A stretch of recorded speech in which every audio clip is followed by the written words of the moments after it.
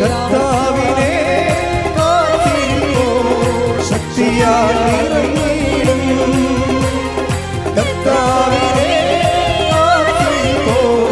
ശക്തിയാൽ നിറഞ്ഞിടും. കഴുകനെ പോലെ ചിറകടിച്ചുയരും, തളർന്നു പോകാതെ ഓടി. കഴുകനെ പോലെ ചിറകടിച്ചുയരും, തളർന്നു പോകാതെ ഓടി. കൃപയാലേ കൃപയാലേ കൃപയാലനുദിനവും, കൃപയാലേ കൃപയാലേ കൃപയാലനുദിനവും. ബലഹീനതയിൽ ബലമേകി ബലവായോ നടത്തിയിടുന്നു. ബലഹീനതയിൽ ബലമേകി ബലവായോ നടത്തിയിടുന്നു. കൃപയാലേ കൃപയാലേ കൃപയാലനുദിനവും, കൃപയാലേ കൃപയാലേ കൃപയാലനുദിനവും, കൃപയാലേ കൃപയാലേ കൃപയാലനുദിനവും. ഈ പ്രേയർ കൊണ്ട് നമുക്കുണ്ടാകുന്ന ഏറ്റവും വലിയ അനുഗ്രഹം ഞാൻ കണ്ടിരിക്കുന്നത് പ്രൊട്ടക്ഷനാണ്. പ്രൊട്ടക്ഷൻ, സംരക്ഷണം എന്ന് പറയും. സംരക്ഷണം ഒരു പ്രധാനപ്പെട്ട ഘടകമാണ്. എനിക്ക് പലപ്പോഴും തോന്നിയിട്ടുള്ളൊരു വിഷയം, മനുഷ്യന് അവൻ്റെ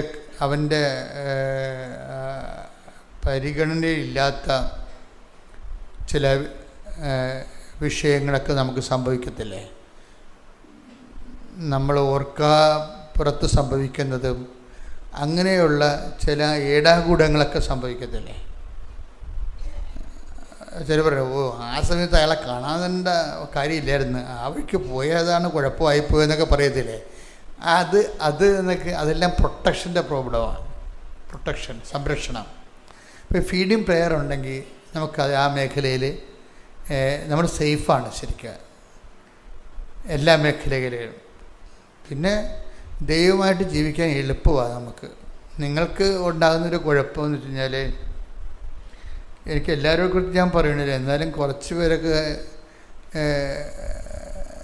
ദൈവത്തോട് പ്രാർത്ഥിക്കുന്നുണ്ടെങ്കിലും പ്രാർത്ഥനയെക്കുറിച്ച് വലിയ ഐഡിയ ഒന്നുമില്ല, ദൈവത്തെക്കുറിച്ച് ഒരു ഐഡിയ ഇല്ല. ഇപ്പോൾ കഴിഞ്ഞ ദിവസങ്ങളിൽ ആകാശ് എന്നും പറഞ്ഞ് ഒരു മോൻ സാക്ഷ്യം പറഞ്ഞു. ആകാശ് ചെറുപ്പക്കാരനാണ്, നല്ല സാക്ഷിയാണ്. അപ്പോൾ അവൻ പറഞ്ഞത് ഏത് ദൈവത്തോട് പ്രാർത്ഥിച്ചാൽ കേൾക്കുമെന്നൊന്നും എനിക്ക് ഐഡിയ ഇല്ലെന്ന് പറഞ്ഞ്. ഏത് വിശ്വാസത്തെക്കുറിച്ച് ഒരിക്കലും ഐഡിയ ഇല്ല. ഇപ്പോൾ ഭയങ്കര ജീവിതത്തിൽ ഇത്തിരി പരുവക്കേടുമാണ്. പക്ഷേ ഏത് ദൈവത്തോട് പ്രാർത്ഥിച്ചാൽ കേൾക്കുമെന്ന് എനിക്കൊരു ഐഡിയ ഇല്ലെന്ന് ആകാശ് പറയണത്. ഇപ്പം അവൻ്റെ പ്രശ്നം എന്ന് പറയണത്, അവൻ്റെ അമ്മ അവനോട് പറയുന്നുണ്ട്, നീ പോയി ഉടമ്പെടുക്കുമ്പോനെ അപ്പം എല്ലാം ശരിയാ, അമ്മ ഇടപെടുമെന്ന് പറയും. അപ്പോൾ അവൻ്റെ പ്രശ്നങ്ങളെന്ന് പറയുന്നത് രസകരമായ എന്താ വെച്ചാൽ, ഒന്നാമത്തിൽ പപ്പ മാത്രമേ വീട്ടിലൊരു അപ്പൻ മാത്രമേ ഈ ബ്രെഡ് വിന്നറായിട്ടുള്ളൂ. ഭക്ഷണം അധ്വാനിക്കണത് അപ്പം മാത്രമേ ഉള്ളൂ. അമ്മയ്ക്കും അവനും ജോലിയില്ല. അവൻ്റെ പെട്രോൾ അടിക്കണ കാശ് പോലും അപ്പാനോടാണ് മേടിക്കണത്. അപ്പം അതുകൊണ്ട് അവൻ അധികം പെട്രോളിന് കറങ്ങാനൊന്നും പോകത്തില്ല. അത്യാവശ്യം കാര്യങ്ങൾക്ക് വല്ല കറണ്ട് ചാർജ് അടക്കാനോ പല പരീക്ഷയ്ക്കോ അല്ലെങ്കിൽ വല്ല ഇതില്ലേ ഈ എംപ്ലോയ്മെൻറ്റിലോ അങ്ങനെയൊക്കെയുള്ള അത്യാവശ്യ കാര്യത്തിനെ പോകത്തുള്ളൂ. കാര്യം കാശില്ലാത്തത് കൊണ്ട് അപ്പായോട് എങ്ങനെയാണ് കാശ് വാങ്ങിക്കണത്. അപ്പായ്ക്ക് കുറച്ച് ശമ്പളം, ഇത്തിരി ശമ്പളമേ ഉള്ളൂ. അപ്പോൾ ഇതിൻ്റെ കുടുംബം നോക്കണം, കറണ്ട് ചാർജും അടയ്ക്കണം, വെള്ളക്കരവും കൊടുക്കണം. അപ്പം ഇങ്ങനെ അവൻ്റെ കാര്യം. അപ്പം അത് കുടുംബത്തോട് ഇത്തിരി കൂറുള്ളവനായത് കാരണം ഡെർബാറൊന്നുമില്ല. സാധാരണ പാവപ്പെട്ടൊരു ജീവിതമാണ് ജീവിച്ചു കൂട്ടണത്. അപ്പം അതൊരിക്കലും അപ്പയെ ബുദ്ധിമുട്ടിക്കരുതെന്നുള്ള ചിന്ത ഉണ്ട്. അത് കാരണം ആവശ്യമില്ലാത്ത കൂട്ടുകാരെടുത്ത് പോവുകയോ അവർ ചിലവ് ചെയ്യുമ്പോൾ നമ്മളും ചിലവ് ചെയ്യണ്ടേ. അപ്പം അതിനുള്ള പാങ്ങില്ലാത്ത കാരണം ഇങ്ങനെയുള്ള ചിലവ് കുട്ടികളൊക്കെ ഒന്നും പോകത്തില്ല. കുടുംബത്തോട് കരുതലുള്ള ആളാണ്. അപ്പോൾ അവന് അമ്മ പറയണ്ട, മകനെ നമ്മ ഇനി രക്ഷപ്പെടണമെങ്കിൽ മാതാവ് തന്നെ രക്ഷപ്പെടുത്തണം, നീ പോയി ഉടമ്പടിക്കാൻ പറയും. അപ്പോൾ ഉടമ്പടി എടുത്തും അങ്ങനെ മാതാവുമായിട്ട് ഈശോയുമായിട്ടൊക്കെ വലിയ ബന്ധമൊന്നുമില്ല, നോൺ ക്രിസ്ത്യനാണ്. അപ്പോൾ എന്നാലും അവന് തോന്നി ഇനിയിപ്പോൾ വേറെ ഇത്രയും നാൾ ജീവിച്ചിട്ട് പ്രത്യേകിച്ച് ഒരു മേൽഗതി ഇല്ലല്ലോ.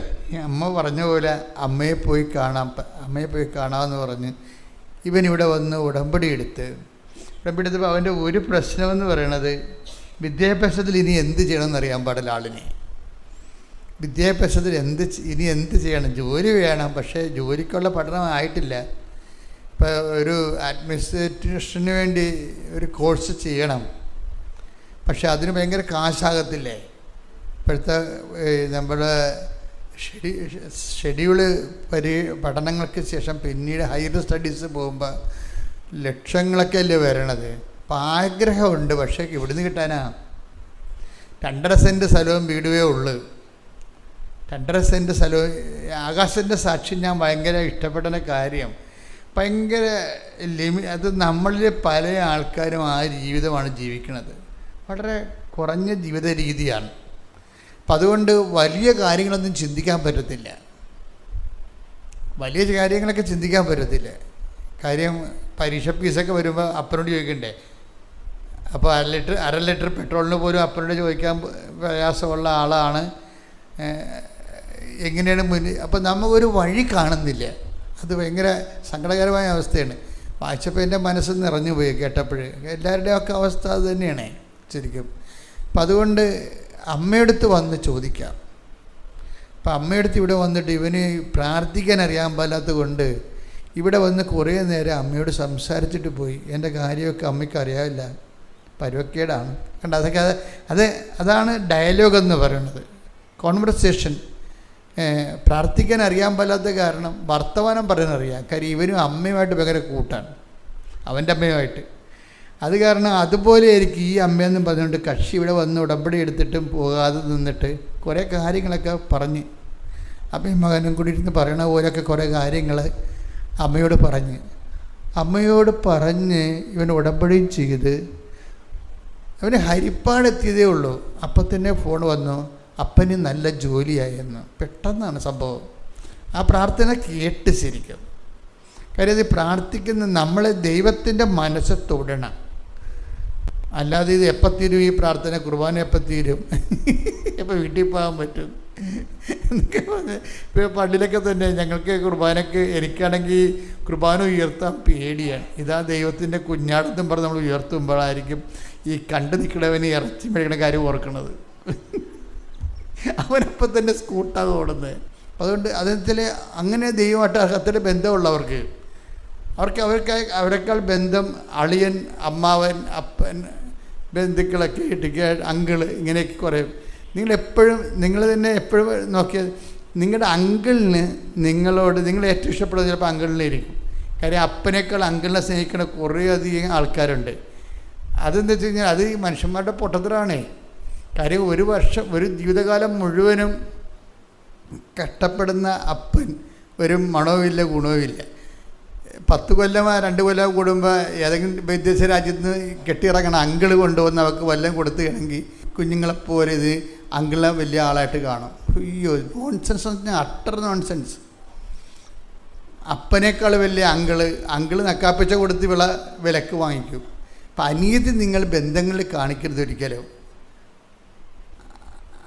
അത് എപ്പോഴും നമ്മൾ എപ്പോഴും റിലേഷൻ സ്പേസ് എപ്പോഴും നമ്മൾ ചിലപ്പോൾ നമ്മുടെ മാതാപിതാക്കന്മാർക്ക് അത്രയും വലിയ കഴിവുണ്ട്. നിങ്ങൾ ഈ മാതാപിതാക്കന്മാരെ മറ്റുള്ളവരായിട്ട് കമ്പയർ ചെയ്യും. നിങ്ങൾ മറ്റുള്ളവരുടെ മാതാപിതാക്കന്മാർ അങ്ങനെയല്ല. ദൈവം നമുക്ക് തന്ന മാതാപിതാക്കന്മാർ ആണ് ദൈവം കഴിഞ്ഞാൽ നമ്മുടെ ആൾക്കാർ. അവരെ നമ്മൾ ദൈവം കഴിഞ്ഞാൽ പിന്നെ പരിഗണിക്കാൻ തുടങ്ങിക്കുമ്പോൾ തന്നെ നമ്മൾ ബ്ലെസ്ഡ് ആകാൻ തുടങ്ങും. നമുക്ക് വേറെ ഒരാളെ കൊണ്ടുപോയി അന്നഴകുന്നതിന് അപ്പനെന്ന് പറയത്തില്ലേ, അങ്ങനെ അന്നഴകുന്നതിന് അപ്പനാക്കിയാൽ ഒരിക്കലും ബ്ലെസ്സിങ്സ് കിട്ടത്തില്ല. ദൈവത്തിന് അറിയാമല്ലോ ഇത് യൂസ് ആൻഡ് ത്രോ ആണ് കയ്യിലിരിക്കുന്നത്. ഉപയോഗം ഉണ്ടെങ്കിൽ താങ്ങിപ്പിടിച്ച് നടക്കും, ഉപയോഗം ഇല്ലെങ്കിൽ നാം ഇട്ടുകളയും, എവിടെയെങ്കിലും ഇട്ടുകളയും. അപ്പം അത് ഉടമ്പടിയിൽ ആ റിലേഷൻസ് എല്ലാം കറക്റ്റ് ചെയ്യണം. കാര്യം ഇവന് ഒരു ഇൻറ്റിമസി, എനിക്ക് ആകാശത്തിൽ നിന്ന് എനിക്ക് മനസ്സിലായത് ഇൻറ്റിമസി ഉണ്ട്. അപ്പം അവൻ്റെ അമ്മയോട് സംസാരിക്കുന്ന പോലെയാണ് അമ്മയോട് അവൻ വന്ന് സംസാരിച്ചിട്ട് പോയി. അവൻ പറഞ്ഞ കാര്യം ഇതാണ്, അപ്പൻ്റെ കയ്യിൽ നിന്ന് കാശ് വാങ്ങിച്ചാണ് പെട്രോൾ വാങ്ങിക്കണത്. എനിക്കതുകൊണ്ട് എപ്പോഴും പേടിക്കാൻ പറ്റത്തില്ല. അപ്പം അപ്പനെ എന്തെങ്കിലും തരത്തിൽ സഹായിക്കണം. അപ്പനെ എന്തെങ്കിലും അദ്ദേഹത്തിനെ പറയണം, അപ്പനെ എന്തെങ്കിലും തരത്തിൽ സഹായിക്കണം. ഇതൊക്കെയാണ് പറയണത്. ഇതാണ് എന്നിപ്പോൾ നിങ്ങളെ എല്ലാവരെയും മോഡലെടുക്കരുത്. മോഡലെടുക്കണം എന്നല്ല ഞാൻ പറയണത്. ആ ഒരു അഫെക്ഷൻ എപ്പോഴും മനസ്സിൽ ദൈവത്തോട് ഇടപെടുമ്പോൾ അഫെക്ഷൻ എന്ന് വെച്ച് കഴിഞ്ഞാൽ ആന്തരികമായ ഒരു സ്നേഹം, വാത്സല്യങ്ങളൊക്കെ നമ്മുടെ ദൈവമായിട്ടുള്ള ബന്ധത്തിൽ നമുക്കുണ്ടാകണം. ആരാധന ഉണ്ടാകണം, ഒരാരാധ്യമായ ഭയമുണ്ടാകണം. അതേസമയം തന്നെ വളരെ ശിശുസഹജമായിട്ടുള്ള ഒരു സ്നേഹവും വാത്സല്യങ്ങളും ഉണ്ടാകും. അമ്മയാകുമ്പോൾ അതിന് പറ്റിയ ആളാണ് ശരിക്കും. അമ്മ അത് ഉടനെ റൈറ്റ് ആ വിഷയത്തിൽ തന്നെ, അതായത് അപ്പന് ഈ 12 മണിക്കൂറിൽ ഇവൻ വന്ന് തിരിച്ചു പോകണ സമയത്തിനുള്ളിൽ അവരുടെ കുടുംബം കഴിയാൻ പറ്റുന്ന രീതിയിലുള്ള നല്ലൊരു ശമ്പളത്തിൽ അപ്പനെ പോസ്റ്റ് ചെയ്യും. അപ്പം തന്നെ ഇവന് ഇളക്കാൻ തുടങ്ങും. കാര്യം ഇവൻ ദൈവത്തിൻ്റെ ശക്തി ആദ്യമായിട്ടും കാണുകയാണ്. ഇങ്ങനെ ഒന്നും ദൈവത്തെക്കുറിച്ചൊക്കെ ഇവന് അറിയത്തില്ല. ഇത്ര പെട്ടെന്ന് വിഷയങ്ങളിലൊക്കെ ഇടപെടുമെന്നൊന്നും ആളിന് അറിയത്തില്ല. കണ്ടോടുകൂടി ആളിങ്ങനെ ഷിവറിങ് ആയിപ്പോയി. പിന്നെ അവന് ഒരു കുറച്ചുണ്ടായിരുന്നൊരു ചിന്തയെന്ന് പറയണത്, അവൻ പറഞ്ഞു അവനിവിടെ വന്ന് അമ്മയോട് പറഞ്ഞു, അമ്മേ ഞാൻ പോയി എങ്ങനെയെങ്കിലും രക്ഷപ്പെട്ടാലേ അപ്പൻ്റെ കുടുംബം രക്ഷപ്പെടുക. കുടുംബത്തിന് കടങ്ങളൊക്കെ ഉണ്ട്, കുടുംബം മേലേത് പിടിക്കണമെങ്കിൽ ഞാൻ രക്ഷപ്പെടണം. കണ്ട ആ പ്രാർത്ഥനയുടെ അടുത്തൊരു സത്യസന്ധതയുണ്ട്. എന്താണ് പറഞ്ഞത്? ഞാൻ രക്ഷപ്പെടണം എന്തിനാണ്? കുടുംബത്തെ രക്ഷപ്പെടുത്താനാണ്. ഇവിടെയുള്ള ചെറുപ്പക്കാർക്ക് അതെല്ലാം കേൾക്കണം. കൃപാസനത്തിൽ ചെറുപ്പക്കാരുടെ എണ്ണം കൂടുതലാണ്. ഞാനത് ഭയങ്കരമായിട്ട് സന്തോഷിക്കുകയും ചെയ്യുന്നുണ്ട് അതിൻ്റെ അകത്ത്. ചെറുപ്പക്കാരെ കാര്യം അവരുടെ കാര്യങ്ങളെല്ലാം അമ്മ ഇപ്പോൾ ഈ ആകാശ് അത് കഴിയുമ്പോൾ വേറെ ഒരു മോളൊക്കെ ദിവസങ്ങൾ സാക്ഷ്യങ്ങൾ പറയുന്നവരെല്ലാവരും നല്ല ശതമാനം ചെറുപ്പക്കാരാണ്. അവരിങ്ങനെ പെട്ടെന്ന് പിക്കപ്പ് ചെയ്തതിൽ ഞാൻ ഭയങ്കര സന്തോഷമുണ്ട് എനിക്ക്. കാര്യം അവർ ദൈവത്തെ അവരുടെ യൗവനകാലത്ത് തന്നെ അറിയണില്ല. അപ്പം അതായത് യൗവനകാലത്ത് അറിഞ്ഞു കഴിഞ്ഞാൽ നമുക്കുണ്ടാകുന്ന വിഷയത്തിൽ നമ്മൾ ഈ പ്രായം ചെന്ന് കഴിഞ്ഞ് കർത്താവിനെ അറിഞ്ഞു കഴിഞ്ഞാലുള്ള ഒരു കുഴപ്പം, പിന്നെ നമുക്ക് കർത്താവിന് വേണ്ടി ജീവിക്കാൻ അധികം സമയം കിട്ടത്തില്ല. അതാണ് സമയമാണ് പ്രശ്നം. ഇപ്പോൾ എനിക്കൊക്കെ ഉണ്ടായ ഒരു അനുഗ്രഹം എന്ന് വെച്ചാൽ 4 വയസ്സ് മുതൽ, ഞാൻ 4 വയസ്സിലാണ് എൻ്റെ മുറിയിലൊരു കർത്താവിൻ്റെ പടമുണ്ട്. നിങ്ങൾ കാണത്തില്ല, ഞാൻ ഇവിടെ ആരും വരാറില്ല. അപ്പം എൻ്റെ മുടിയിലൊരു അതായത് കർത്താവിൻ്റെ ഒരു മുഖത്തിൻ്റെ പീഡാനുഭവ രൂപമുണ്ട് വലുത്. അത് പെയിൻ്ററാണ്. അപ്പം അത് ഞാൻ എൻ്റെ 3 വയസ്സിലോ മറ്റേ എൻ്റെ അപ്പൻ്റെ കൂടെ ഞാൻ കുടുംബപ്രാർത്ഥന കഴിഞ്ഞ് അപ്പൻ്റെ കൂടെ കയ്യെ തൂങ്ങി നടക്കുന്ന കാലത്ത് ലാവുംവെട്ടത്ത് എൻ്റെ വീടിൻ്റെ സൈഡിലുള്ള ചെമ്പരത്തിക്കാട്ടിൽ കണ്ട വലിയ രൂപമാണ്. അന്ന് മുതലാണ് ഞാൻ ഈശോനെ പരിചയപ്പെടുകയും ഈശോയുമായിട്ട് ആകർഷിക്കപ്പെടുകയും ഞാൻ അപ്പനോട് പറയും, ഇത് ഈശോയുടെ മുഖം ഈശോ കണ്ട ഇപ്പോൾ ഈശോ കണ്ട എന്ന് പറഞ്ഞ് ഞാൻ ഓർക്കുകൊണ്ട് അപ്പനോട് അത് പറയണത്. ഇപ്പം എനിക്ക് 3 വയസ്സോ 4 വയസ്സേ ഉള്ളൂ. 4 വയസ്സൊന്നും ഇല്ല അന്ന്. അതെൻ്റെ അമ്മയുടെ വണക്കമാസ പുസ്തകത്തിലിരിക്കുന്ന അതേ രൂപമാണ് ഞാൻ ചെമ്പരത്തിക്കാട്ടിൽ കാണുന്നത്. പക്ഷേ ഞാൻ അച്ഛനായി ആ ഒരു വിളിയോടുകൂടി അച്ഛനായിട്ട് ആദ്യം ഒരു എത്രയോ വർഷം കഴിഞ്ഞത് 1963 ഈ കാഴ്ച കാണുന്നത്. ഞാൻ 85 അച്ഛനായിട്ട് ഞാനൊരു പള്ളിയിൽ അപ്പോയിൻ്റഡ് ആയി. ആ അപ്പോയിൻ്റഡ് ആയ സമയത്ത് അമ്മ എന്നെ കാണാമെന്ന്, എൻ്റെ അമ്മച്ചി പിറ്റേ ആഴ്ച എന്നെ കാണാൻ വന്നപ്പോൾ അമ്മ എനിക്കൊരു പടം തന്നു. അപ്പോൾ ഞാൻ ഈ പടം ഇവിടെ നിന്ന് കിട്ടിയിരിച്ചു. അപ്പം ഞാനൊരു മരിപ്പിന് വന്നപ്പോൾ എനിക്ക് തോന്നുന്നു നിനക്ക് തന്നിട്ട് പോകാമെന്ന്. അപ്പം ഞാൻ നോക്കിയപ്പോൾ എൻ്റെ പൗരോഹിത്യ ജീവിതം തുടങ്ങുകയാണ്. അപ്പോൾ ഈശോ എന്നെ ഓർപ്പിച്ചു, അന്നത്തെ ചെമ്പരത്തിക്കാട്ടിൽ ഞാൻ കണ്ട കർത്താവിൻ്റെ രൂപം വീണ്ടും അമ്മ തന്നെ കൊണ്ടുവന്ന് എനിക്ക് തന്നിരിക്കുകയാണ്. അതിൻ്റെ അർത്ഥം എന്താണ്? ഞാൻ നിൻ്റെ കൂടെ ഇങ്ങനെ സഞ്ചരിക്കുന്നുണ്ടെന്ന് എൻ്റെ അർത്ഥം. അത് ദൈവമായിട്ട് ജീവിക്കണം ഭയങ്കര രസമാണ് മക്കളെ. എനിക്ക് തോന്നൽ എന്താണെന്നറിയോ? ഞാൻ ഇങ്ങനെയൊക്കെ പറയണ കേൾക്കുമ്പോൾ നിങ്ങൾക്ക് മനസ്സിലാകേണ്ടത്, നിങ്ങളൊന്ന് ചേഞ്ച് ചെയ്യണം. നിങ്ങളിപ്പോൾ ഈ ജീവിതത്തിൽ നമുക്ക് ഒത്തിരി പ്രശ്നങ്ങളുണ്ടല്ലോ, പല പ്രശ്നങ്ങൾ, കേസ്, ജപ്തി നടപടികൾ, വീട്ടിലെ കലഹങ്ങൾ, വൈവാഹിക ഭിന്നതകൾ, മക്കളില്ലാത്ത അവസ്ഥകൾ. അപ്പോൾ നിങ്ങൾ സാക്ഷ്യം കേൾക്കണില്ലേ? എല്ലാത്തിനും അമ്മ മറുപടി പറയുന്നുണ്ട് ഉടമ്പടിയിലൂടെ എല്ലാത്തിനും മറുപടി. അപ്പോൾ എന്താ നമ്മൾ ചെയ്യേണ്ടതെന്ന് വെച്ച് കഴിഞ്ഞാൽ, നമ്മൾ ദൈവത്തിന് ഇപ്പം നമ്മുടെ വിഷയത്തിന് നമ്മളൊരു പ്രാധാന്യം കൊടുക്കണോണ്ടാണല്ലോ നിങ്ങൾ വെളുപ്പിന് എഴുന്നേറ്റ് ഇവിടെ വരണത്. ഇപ്പോൾ ഇവിടെ നിങ്ങൾ ഇത്ര വെളുപ്പിനെ എഴുന്നേറ്റ് ഇന്നലെ തന്നെ വന്ന് ഇവിടെ താമസിക്കുന്നവരുണ്ട് ഈ സ്ഥലത്തൊക്കെ പലയിടത്തും. അപ്പോൾ എന്തുകൊണ്ടാണ് അപ്പോൾ നമ്മുടെ വിഷയത്തിന് അത്രയും പ്രാധാന്യമുള്ളത് കൊണ്ടാണ് നമ്മൾ വർഷകാലത്തും കഷ്ടപ്പെട്ട് വരണത്. എൻ്റെ മക്കളെ, ഇത്രയും പ്രാധാന്യമെങ്കിലും ദൈവത്തിന് കിട്ടിയാൽ നമ്മൾ രക്ഷപ്പെട്ട്. ഇത്രയും പ്രാധാന്യമെങ്കിലും ദൈവത്തിന് കിട്ടണം. എന്നുവെച്ചാൽ നമ്മൾ ഇത്രയും കണ്ട് ദൈവത്തെ സ്നേഹിക്കുന്നു എന്ന് ദൈവത്തിന് മനസ്സിലായി ഒരിക്കലും ഇങ്ങനെ മനസ്സിലാക്കാൻ തുടങ്ങിയാൽ പിന്നെ നമ്മുടെ ഇളക്കം സംഭവിച്ചുകൊണ്ടിരിക്കും എല്ലാ മേഖലകളിലും. നമ്മളിപ്പോൾ പ്രെയർ ചെയ്യണത് വിഷയാധിഷ്ഠിതമായിട്ട് സാങ്കേതികമായിട്ടാണ്. അപ്പോൾ ഇതിങ്ങനെ 1, 2, 3 സ്ലോ പ്രോസസ്സായിരിക്കും. നമ്മൾ വിഷയത്തിന് പ്രാധാന്യം കൊടുത്ത് നമ്മൾ പ്രാർത്ഥനാ ജീവിതം ക്രമപ്പെടുത്തിയ ഭയങ്കര സ്ലോ പ്രോസസ്സ് നടക്കുകയേ. പക്ഷേ ഒരു കൊല്ലം 1.5 കൊല്ലം കൊണ്ടൊക്കെ ചില കാര്യം നടക്കത്തുള്ളൂ. സ്ലോയാണ്. കാര്യം നമ്മൾ വിഷയത്തിനാണ് പ്രാധാന്യം കൊടുത്തിരിക്കുന്നത്. ഇനി ദൈവത്തിനാണ് നമ്മൾ പ്രാധാന്യം കൊടുത്തുകൊണ്ട് ഈ പ്രാർത്ഥനാ ജീവിതം 2, 4, 6, 8, 16, 64 എന്ന് പറഞ്ഞാൽ കയറിപ്പോവും. അത് ജിയോമെട്രിക് പ്രൊപ്പോർഷനിൽ കയറിപ്പോവും. എന്താ കാര്യം? നമ്മൾ ദൈവത്തിനാണ് പ്രാധാന്യം കൊടുക്കുന്നത്. അപ്പോൾ ഉടമ്പടി എപ്പോഴും ശ്രദ്ധിക്കണത്, നിങ്ങൾ ഉടമ്പടിയിൽ എപ്പോഴും നിയോഗങ്ങളിലല്ലേ പ്രാധാന്യം കൊടുക്കുന്നത്. അത് വിഷയത്തിനാണ്. സ്ലോ ആയിരിക്കും, ഭയങ്കര സ്ലോ ആയിരിക്കും.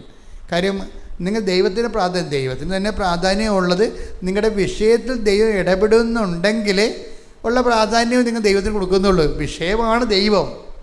അവിടെയാണ് തലകീഴ് മറിഞ്ഞിരിക്കുക. അപ്പം നിങ്ങളുടെ ദൈവം ആരാണെന്ന് ചോദിച്ചാൽ നിങ്ങൾ എല്ലാ സമയവും ചിന്തിക്കുന്നത് എന്തിനെക്കുറിച്ചാണ്. അതാണ് നിങ്ങളുടെ ദൈവം. പ്രാക്ടിക്കൽ ഗോഡ് ഹെഡ് എന്ന് പറഞ്ഞാൽ എന്താണ്? ഏത് നിമിഷവും ഏതിനെക്കുറിച്ചാണ് നിങ്ങൾ കൂടുതൽ ചിന്തിക്കുന്നത്, ആരെക്കുറിച്ചാണ് നിങ്ങൾ കൂടുതൽ ചിന്തിക്കുന്നത്, അതാണ് നിങ്ങളുടെ ദൈവം. അതുകൊണ്ടാണ് ഈ ലവ് അഫെയർസ് ഉള്ളവരോടൊക്കെ ഞാൻ അധികം നിങ്ങളത് റീതിങ്ക് ചെയ്യണം, സൂക്ഷിക്കണം എന്ന് പറയും. എന്താ വെച്ച് കഴിഞ്ഞാൽ ലവ് അഫെയർ ചില ആൾക്കാരെ സംബന്ധിച്ചിടത്തോളം തലക്ക് പിടിച്ചു കഴിഞ്ഞാൽ 24 hours ഈ നമ്മുടെ പേ ബാധിച്ചതുപോലെ എപ്പോഴും ഈ മൊബൈലിൽ കണ്ടില്ലേ കേട്ടില്ലൊക്കെ ഉടനെ വിറവാദം വരും, പിന്നെ ഭക്ഷണം കഴിക്കത്തില്ല, അങ്ങനെയൊക്കെയുള്ള കുറേ ഹിസ്റ്റീരിയ ടൈപ്പിലൊക്കെ പോകത്തില്ലേ. അപ്പോൾ എന്ന് വെച്ചാൽ അതുപോലെ തന്നെയാണ് അതുകൊണ്ടാണ് ഈ ആവശ്യമില്ലാത്ത റിലേഷൻസിലൊക്കെ പോയി ഈ പ്രാർത്ഥനാ കാലത്ത് പ്രത്യേകിച്ച് കുടുങ്ങരുത്.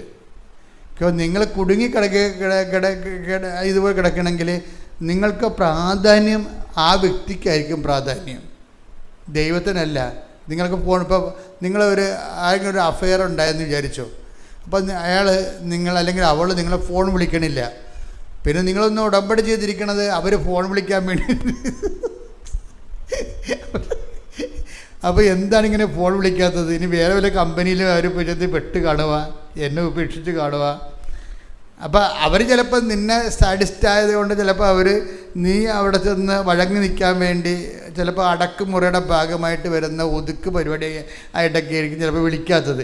ഇതുപോലുള്ള തട്ടുപിടുത്തവും തരികിട പരിപാടികളൊക്കെ കൊണ്ട് ജീവിതം തീർന്ന് ഇതല്ലേ വിളിക്കുമ്പോൾ ഒരു ആശ്വാസം, പിന്നെയും വിളിക്കാം, പിന്നെ ഇങ്ങനെയുള്ള കളികളൊക്കെ കേട്ട് ഇങ്ങനെ ജീവിതം പോകും. അപ്പം ഇങ്ങനെയുള്ള പരിപാടിയൊക്കെ നിങ്ങൾ വളരെ ശ്രദ്ധിച്ച ഉടമ്പടിക്കാലത്ത് പ്രത്യേകിച്ച് ബയലാറ്ററൽ എഗ്രിമെൻറ്റാണ്.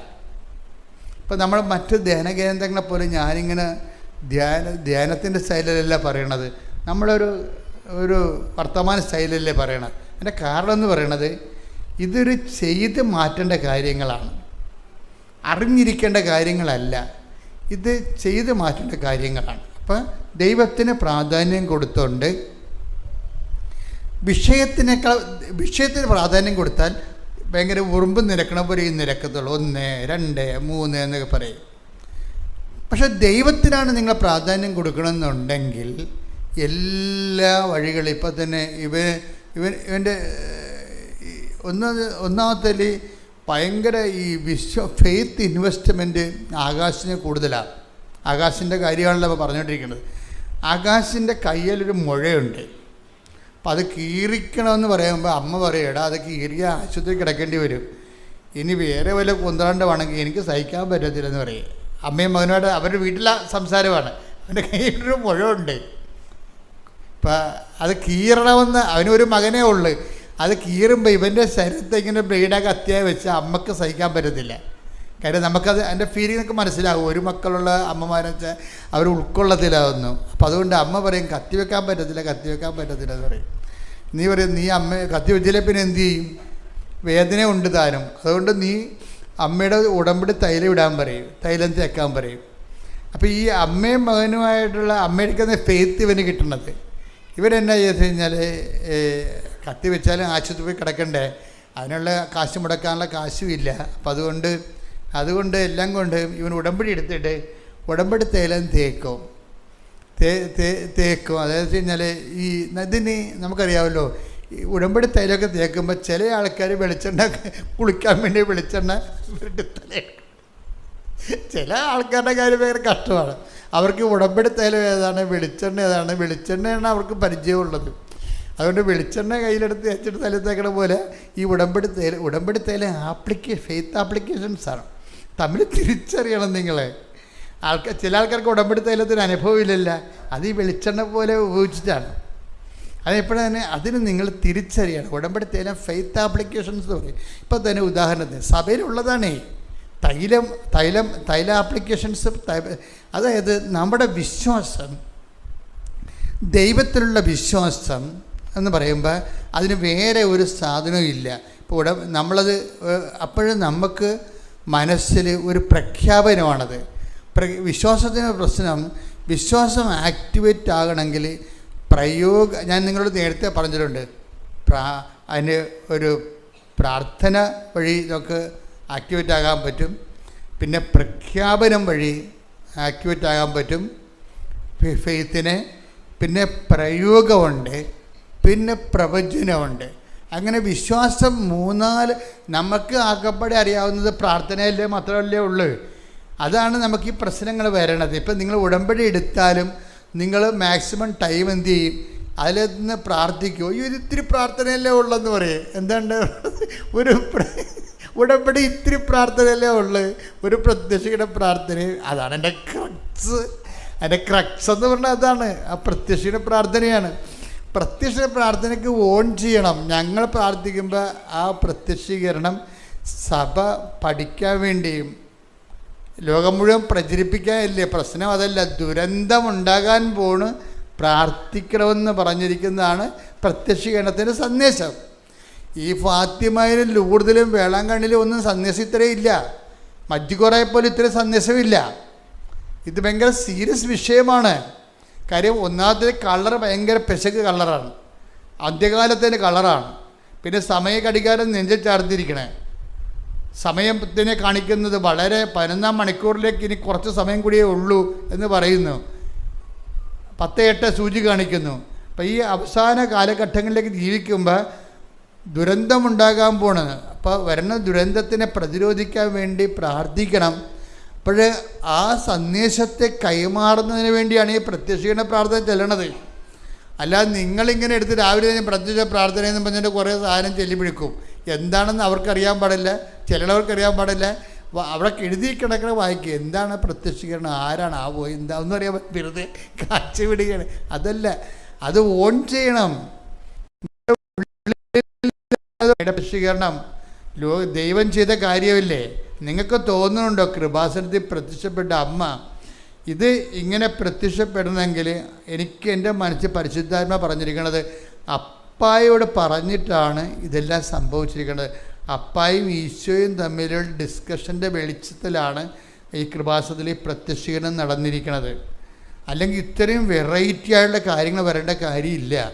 സിമ്പിളായിട്ടുള്ള സംഭവം, ആരുടെയെങ്കിലും ഇങ്ങനെ പാല് കൊടുക്കുന്നു, അല്ലെങ്കിൽ അതുപോലെ തന്നെ ബാലിനെ കാല് സുഖപ്പെടുന്നു, അങ്ങനെയുള്ള സിമ്പിളല്ല വിഷയം. അല്ലെങ്കിൽ ജപമാല കൊടുക്കുന്നു, അല്ലെങ്കിൽ അമലോത്ഭവമാണെന്ന് പറയുന്നു, അതുപോലെ ഒരു സിമ്പിൾ വിഷയമല്ല ഇത്. ഇത് ലോകത്തെ മുഴുവനും ബാധിക്കുന്ന വിഷയമാണ്. ഇപ്പം നമ്മളിപ്പോൾ വന്നുകൊണ്ടിരിക്കുന്ന എല്ലാ വിഷയങ്ങൾക്കും അതുകൊണ്ടാണ് നമ്മൾ പ്രത്യക്ഷ പ്രാർത്ഥനയിൽ പ്രകൃതിയുടെ സംരക്ഷണത്തിന് വേണ്ടി പ്രപഞ്ച പ്രകൃതിയെ മാതാവിനെ ഏൽപ്പിക്കാൻ പറയേണ്ട കാര്യം അതാണ്. അത് പോപ്പ് ചെയ്യേണ്ട കാര്യമാണ്. പ്രപഞ്ച പ്രകൃതിയെ, അല്ലാതെ നിങ്ങളെ പ്രത്യക്ഷീകരണം സഭ ഏറ്റെടുത്തിട്ട് അതിൻ്റെ പേരിൽ പുതിയ കാശ് അടിച്ചിറക്കാനല്ല. അതുകൊണ്ട് ജനങ്ങളെ പ്രാർത്ഥിച്ച് അനുഭവങ്ങൾ ഉണ്ടാകുക എന്ന് മാത്രമല്ല ഉദ്ദേശം.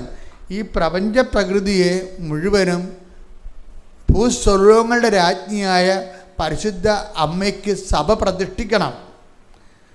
കാര്യം ഈ സഭ പ്രതിഷ്ഠിക്കുന്നതോടു കൂടിയാണ് മാതാവിനെ ഇപ്പം ഇതാ നിൻ്റെ മകൻ എന്ന് പറയുമ്പോൾ ഈ മനുഷ്യനും മനുഷ്യനോട് ബന്ധപ്പെട്ട് ബാധിക്കുന്ന എല്ലാ വിഷയങ്ങളും ഈ ഇതാ നിൻ്റെ മകനെന്ന് പറയുന്ന ആ കുരിശിലെ അവസാന വചനങ്ങളിലുണ്ട്. ഈ അമ്മയ്ക്കാണ് അത് ഏൽപ്പിച്ചിരിക്കുന്നത്. ഈ അമ്മയ്ക്ക് എന്താണ്, ഈശോ കുരിശിൽ നിന്ന് രക്തപങ്കലിനായി നിൽക്കുന്ന സമയത്ത്, മരണശ്വാസം വലിക്കുന്ന സമയത്തുള്ള ഏറ്റവും പ്രധാനപ്പെട്ട കാര്യമല്ലേ അവസാന നിമിഷം പറയണത്. ഇപ്പം നമ്മുടെ അപ്പന്മാർ മരിക്കാന്നായാലും അമ്മമാർ മരിക്കാന്നായാലും മരിക്കാൻ നേരത്ത് പറയണ വിഷയങ്ങൾ ആര് പറയണമെങ്കിൽ എന്താണ്, നിങ്ങൾ അടുക്കളയിൽ ഇറമ്പത്ത് കിടക്കണ വിറക് വാരി മഴ വരാൻ പോണെന്നൊക്കെയാണ് പറയണത്. അമ്മ മരിക്കാൻ പോവുകയാണ്. അപ്പം അമ്മക്ക് എന്തോ പറയാറുണ്ട്, ചെല്ല് മക്കളെല്ലാം വിളിക്കുന്നുണ്ട്. അപ്പോൾ അമ്മ ചെല്ലുമ്പോൾ മക്കളെ മഴ വരാൻ പോണ വിറക് വാരി ചാർത്തിലിട്ടേക്കാൻ പറയും. അങ്ങനെയുള്ള നിസ്സാര കാര്യങ്ങളൊക്കെ ഒരു മരിക്കാൻ നേരത്ത് പറയുക ഇല്ല. വളരെ സീരിയസ് കാര്യങ്ങളെ മരിക്കാൻ നേരത്തെ പറയത്തുള്ളൂ. അതാണ് പറയണത്. എന്താണ്, ഇതാ നിൻ്റെ മകൻ. മനുഷ്യരാശിയെ അമ്മയ്ക്ക് ഏൽപ്പിച്ചിരിക്കുകയാണ്. അപ്പം മനുഷ്യരാശിയെ അമ്മയ്ക്ക് ഏൽപ്പിക്കുമ്പോൾ മനുഷ്യനും അവനെ സപ്പോർട്ട് ചെയ്ത് നിൽക്കുന്ന ജീവജാലങ്ങളും വെജിറ്റേഷൻ മുഴുവനും പ്രകൃതിയും എല്ലാം അമ്മയ്ക്ക് ഏൽപ്പിച്ചിരിക്കുകയാണ്. അതാണ് പ്രപഞ്ച പ്രകൃതിയുടെ മാതാവെന്ന് പറയണത്. മനുഷ്യനെ ഏൽപ്പിച്ചിരിക്കുകയാണ് യോഹന്നാനിലൂടെ. നമ്മൾ പറയണത് വിശ്വാസിയെ ഏൽപ്പിച്ചു, ശിഷ്യനെ ഏൽപ്പിച്ചു എന്നൊക്കെയാണ് പറയണത്. പക്ഷേ സത്യം എന്താണ്, അവിടെ ഏൽപ്പിച്ചിരിക്കുന്നത് മനുഷ്യനും മനുഷ്യനോട് ബന്ധപ്പെട്ട എല്ലാ ഇൻഫ്രാസ്ട്രക്ചേഴ്സും ഇനി അമ്മയാണ് നോക്കേണ്ടത്. അപ്പം തന്നെ ഇവർ ഭൂസ്വർഗ രാജ്ഞിയായി മകൻ മുടി ധരിപ്പിക്കപ്പെട്ടു കഴിഞ്ഞു. കർത്താവിൻ്റെ രക്തസാക്ഷിത്വത്തിൻ്റെ ഫലം അമ്മയുടെ രാജ്യത്തെ തിരുനാളാണ്. കർത്താവിൻ്റെ രക്തസാക്ഷിത്വത്തിൻ്റെ ഫലം എന്താണ്? അതിൽ ഒരു ഫലമെന്ന് പറയണത് അമ്മയുടെ രാജ്ഞി പദമാണ്. എല്ലാം അമ്മയുടെ അധികാരത്തിലേക്ക് കൊണ്ടുവരികയും അതുകൊണ്ട് തന്നെയാണ് പ്രപഞ്ചം ഭൂമിക്ക് ചൂട് പിടിക്കുന്നു, ഭൂമി പനിക്കുന്നു എന്നൊക്കെ പറയുമ്പോൾ, ക്ലൈമറ്റ് ചേഞ്ച് വരാൻ പോകണമെന്നൊക്കെ പറയുമ്പോൾ ട്രംപ് എന്താ പറഞ്ഞത്? ക്ലൈമറ്റ് ചേഞ്ചുകാർ കുറേ നുണ പറഞ്ഞുകൊണ്ട് ആൾക്കാരെ പറ്റിക്കുന്നുണ്ട്. ഇനി അമേരിക്കയുടെ 5 പൈസ ക്ലൈമറ്റ് ചേഞ്ചുകാർക്ക് കൊടുക്കരുത്. എനിക്കിഷ്ടപ്പെട്ടായിരുന്നു ട്രംപിൻ്റെ ആദ്യ സ്റ്റേറ്റ്മെൻറ്റ് അതാണ്. ഇനി ക്ലൈമറ്റ് ചേഞ്ച് എന്ന് പറഞ്ഞ് നാട്ടുകാരെ പറ്റിക്കണം. ലക്ഷക്കണക്കിന് കോടി രൂപ, 23% പണം അമേരിക്കയുടേതാണ്. ഇവരിട്ടുണ്ട് ഓരോരോ കാര്യങ്ങൾ പറഞ്ഞ് ആൾക്കാരെ പേടിപ്പിക്കാൻ വേണ്ടി ഉപയോഗിക്കണ ശാസ്ത്രജ്ഞന്മാരുടെ വേഷം കെട്ടിക്കൊണ്ട് ഇനി അമേരിക്കയിൽ നിന്ന് 5 പൈസ കിട്ടത്തില്ലെന്ന് പറയും. പക്ഷേ ഞാനത് കേട്ടപ്പോൾ എനിക്ക് സന്തോഷം തോന്നിയതിൻ്റെ കാരണം ഈ ക്ലൈമറ്റിൻ്റെ അകത്ത് ചെറിയ ചേഞ്ച് വരുന്നുണ്ട്. ഈ പറയണ പോലെയുള്ള ആൾക്കാരെ പേടിപ്പിക്കേണ്ട കാര്യമില്ല. പേടിപ്പിച്ചുകൊണ്ട് പ്രത്യേകിച്ച് കാര്യമൊന്നുമില്ലല്ലോ. ശാസ്ത്രജ്ഞന്മാരും രാഷ്ട്രങ്ങളും ബുദ്ധിയും ബോധമുള്ളവർ അതിൻ്റെ നടപടി ചെയ്യണം. ആൾക്കാരെ എന്തിനാ പേടിപ്പിക്കണം? അപ്പോൾ അത് കറക്റ്റാണ് ആ പോയിൻ്റ്. പക്ഷേ ഇത് ശാസ്ത്രത്തിൻ്റെ കയ്യിൽ നിൽക്കുക, ഈ സംഭവം നിൽക്കത്തില്ല. ഇത് ഏൽപ്പിച്ചൊരാളുണ്ട്. ആ ആളിന് ഈ പ്രപഞ്ചത്തിൻ്റെ പ്രകൃതിയെ സഭ സമർപ്പിക്കണം. അത് നിങ്ങളുടെ കുടുംബം തൊട്ടും മക്കളെ തൊട്ടും. ഇപ്പം നിങ്ങളുടെ മക്കളെ കഞ്ചാവാണ്, അല്ലെങ്കിൽ നിങ്ങളുടെ മക്കളെ പോലീസ് പിടിച്ചു, അല്ലെങ്കിൽ നിങ്ങളുടെ ഇടയ്ക്കിടെ കള്ളക്കേസ് കൊടുത്തു. എന്താണ് ഇത് ഏൽപ്പിച്ചിരിക്കുന്നത്? ആരെയാണ്? മറിയത്തിനാണ് ഏൽപ്പിച്ചിരിക്കുന്നത്. ഇതാ നിൻ്റെ മകൻ. അതാണ് സംഭവം. അപ്പം നിങ്ങൾക്ക് ഇപ്പം നിങ്ങളുടെ ഭർത്താവ് വേറെ സ്ത്രീകളോട് പെരുമാറുന്നതായിട്ടൊക്കെ തോന്നി ഇപ്പം നിങ്ങൾക്ക് സഹിക്കാൻ പറ്റണില്ല. ഏൽപ്പിക്കേണ്ടത് ആരെയും? ഇതാ നിൻ്റെ മകൻ. മറിയത്തെയാണ് ഏൽപ്പിക്കേണ്ടത്. ഈ മറിയത്തെ ഏൽപ്പിക്കുമ്പോൾ നാക്ക് കൊണ്ട് ഏൽപ്പിച്ചിട്ട് കാര്യമില്ല, ദൈവം ഏക്കത്തില്ല. ഇപ്പം നിങ്ങൾ പറയും പ്രത്യക്ഷ പ്രാർത്ഥനയല്ലേ ഉള്ളു ഇതിൻ്റെ അകത്ത്, അത് ഇത്രയല്ലേ ഉള്ളു, എന്നാൽ അതുകൊണ്ട് 100 ചെല്ലാമെന്ന് പറയും. ചെടുത്തി പട കാര്യം ഭയങ്കര കട്ടാടേ.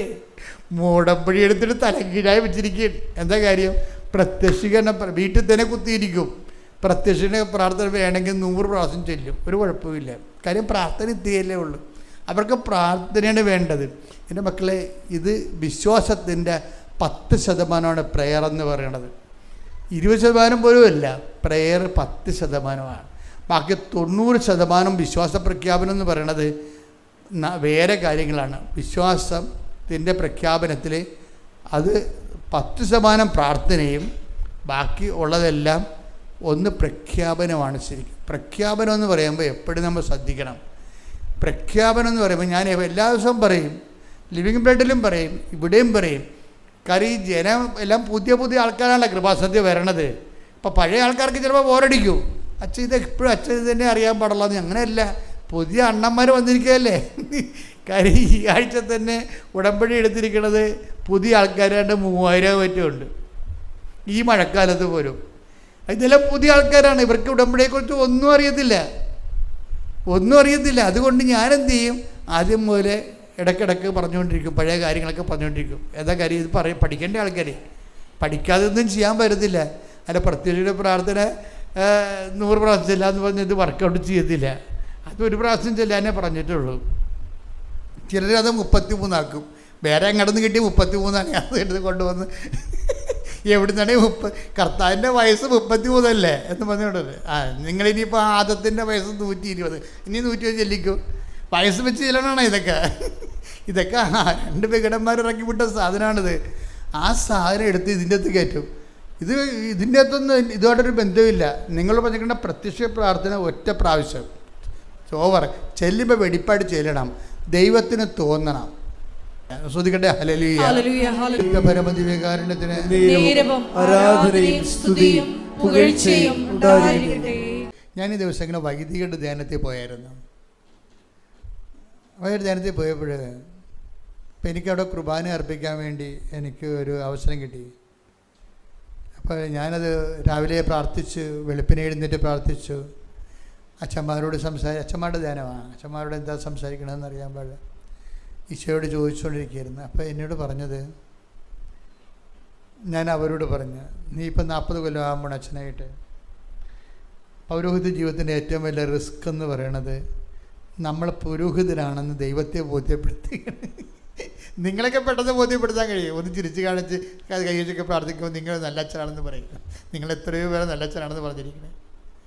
പക്ഷേ ഏറ്റവും വലിയ പ്രോബ്ലം ഉള്ളത് ദൈവത്തെ ഞാൻ പുരോഹിതനാണെന്ന് ബോധ്യപ്പെടുത്താൻ വലിയ പ്രശ്നമാണ്. ഈ റിസ്ക് എല്ലാവർക്കും തന്നെ വരുന്നുണ്ട്.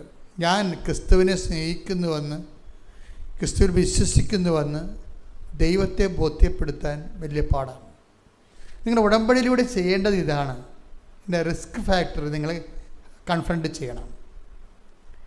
ഇതിൻ്റെ റിസ്ക് ഫാക്ടർ എന്ന് പറയുന്നത് നിങ്ങൾ ഒരു വിശ്വാസിയാണെന്ന് ദൈവത്തെ ബോധ്യപ്പെടുത്തണം. പാടാ, ഭയങ്കര പാടാ. നിങ്ങൾ ഒരു വിശ്വാസിയാകുമ്പോൾ നമ്മൾ നേരത്തെ പറഞ്ഞ പോലെ വിശ്വാസത്തിൽ പല ഘടകങ്ങളുണ്ട്. അതിൽ ഒന്ന് മാത്രമാണ് പ്രാർത്ഥന. രണ്ടാമത്തത് പ്രഖ്യാപനമാണ്. വിശ്വാസ പ്രഖ്യാപനമാണ്. ഞാൻ എല്ലാ ധ്യാനങ്ങളും അത് പറയാറുണ്ട്. വിശ്വാസ പ്രഖ്യാപനത്തിൽ എന്ത് വേണം?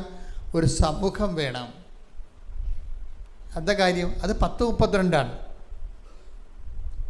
എല്ലാവർക്കും നമുക്കറിയാം. ഇപ്പോൾ കഴിഞ്ഞ ദിവസങ്ങളിൽ ഇയാളില്ലേ നമ്മൾ പറഞ്ഞ കക്ഷി ആകാശിൻ്റെ ഹീറോ.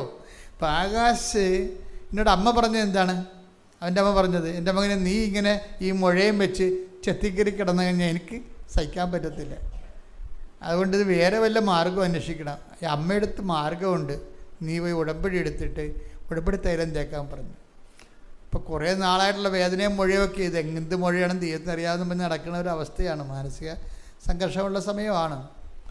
പക്ഷേ ഇവന് 2-3 ദിവസം ഇങ്ങനെ ഉടമ്പടി തൈലം തേച്ച്, ഈ ഉടമ്പടി തൈലം തേക്കും എപ്പോഴും നമ്മൾ വിശ്വാസ പ്രമാണം ചെല്ലാം മക്കളെ. അതാണ് പ്രഖ്യാപനം എന്ന് പറയണത്. പ്രാർത്ഥനയല്ലത്, പ്രഖ്യാപനം. വിശ്വാസ പ്രമാണം എന്ന് പറഞ്ഞാൽ പ്രാർത്ഥനയല്ല കേട്ടോ. നിങ്ങൾ വിശ്വാസ പ്രമാണം പ്രാർത്ഥന പോലെ ചെല്ലരുത്, അത് പ്രഖ്യാപനമാണ്. ഇപ്പം നമ്മുടെ ഉടമ്പടി തൈലം ഉപ്പൊക്കെ നമ്മൾ തേക്കുമ്പോൾ ഉടമ്പടിയിലുള്ള ഗുണമെന്ന് വെച്ചാൽ കുറേ പ്രയോഗങ്ങളുണ്ട്. ഈ വിശ്വാസം, പ്രാർത്ഥന, അതുപോലെ വിശ്വാസം, പ്രാർത്ഥന, വിശ്വാസം, പ്രഖ്യാപനം, വിശ്വാസം, പ്രയോഗം. ഇപ്പം നമ്മൾ ഉടമ്പടി തൈലം തേക്കുമ്പോൾ സംഭവിക്കണമെന്ന് വെച്ച് കഴിഞ്ഞാൽ അത് പ്രയോഗമാണ് വിശ്വാസത്തിൻ്റെ. ആ പ്രയോഗത്തെ സാധൂകരിക്കുന്നത് പ്രഖ്യാപനമാണ്. നമ്മൾ തൈലമല്ല നമ്മളെ സുഖപ്പെടുത്തുന്നത്. ആരാണ്? യേശുവിൻ്റെ നാമമാണ് സുഖപ്പെടുത്തുന്നത്. അതാണ് അതിൻ്റെ വിഷയം. ആ പ്രയോഗത്തിലുള്ളത് എന്താണ്?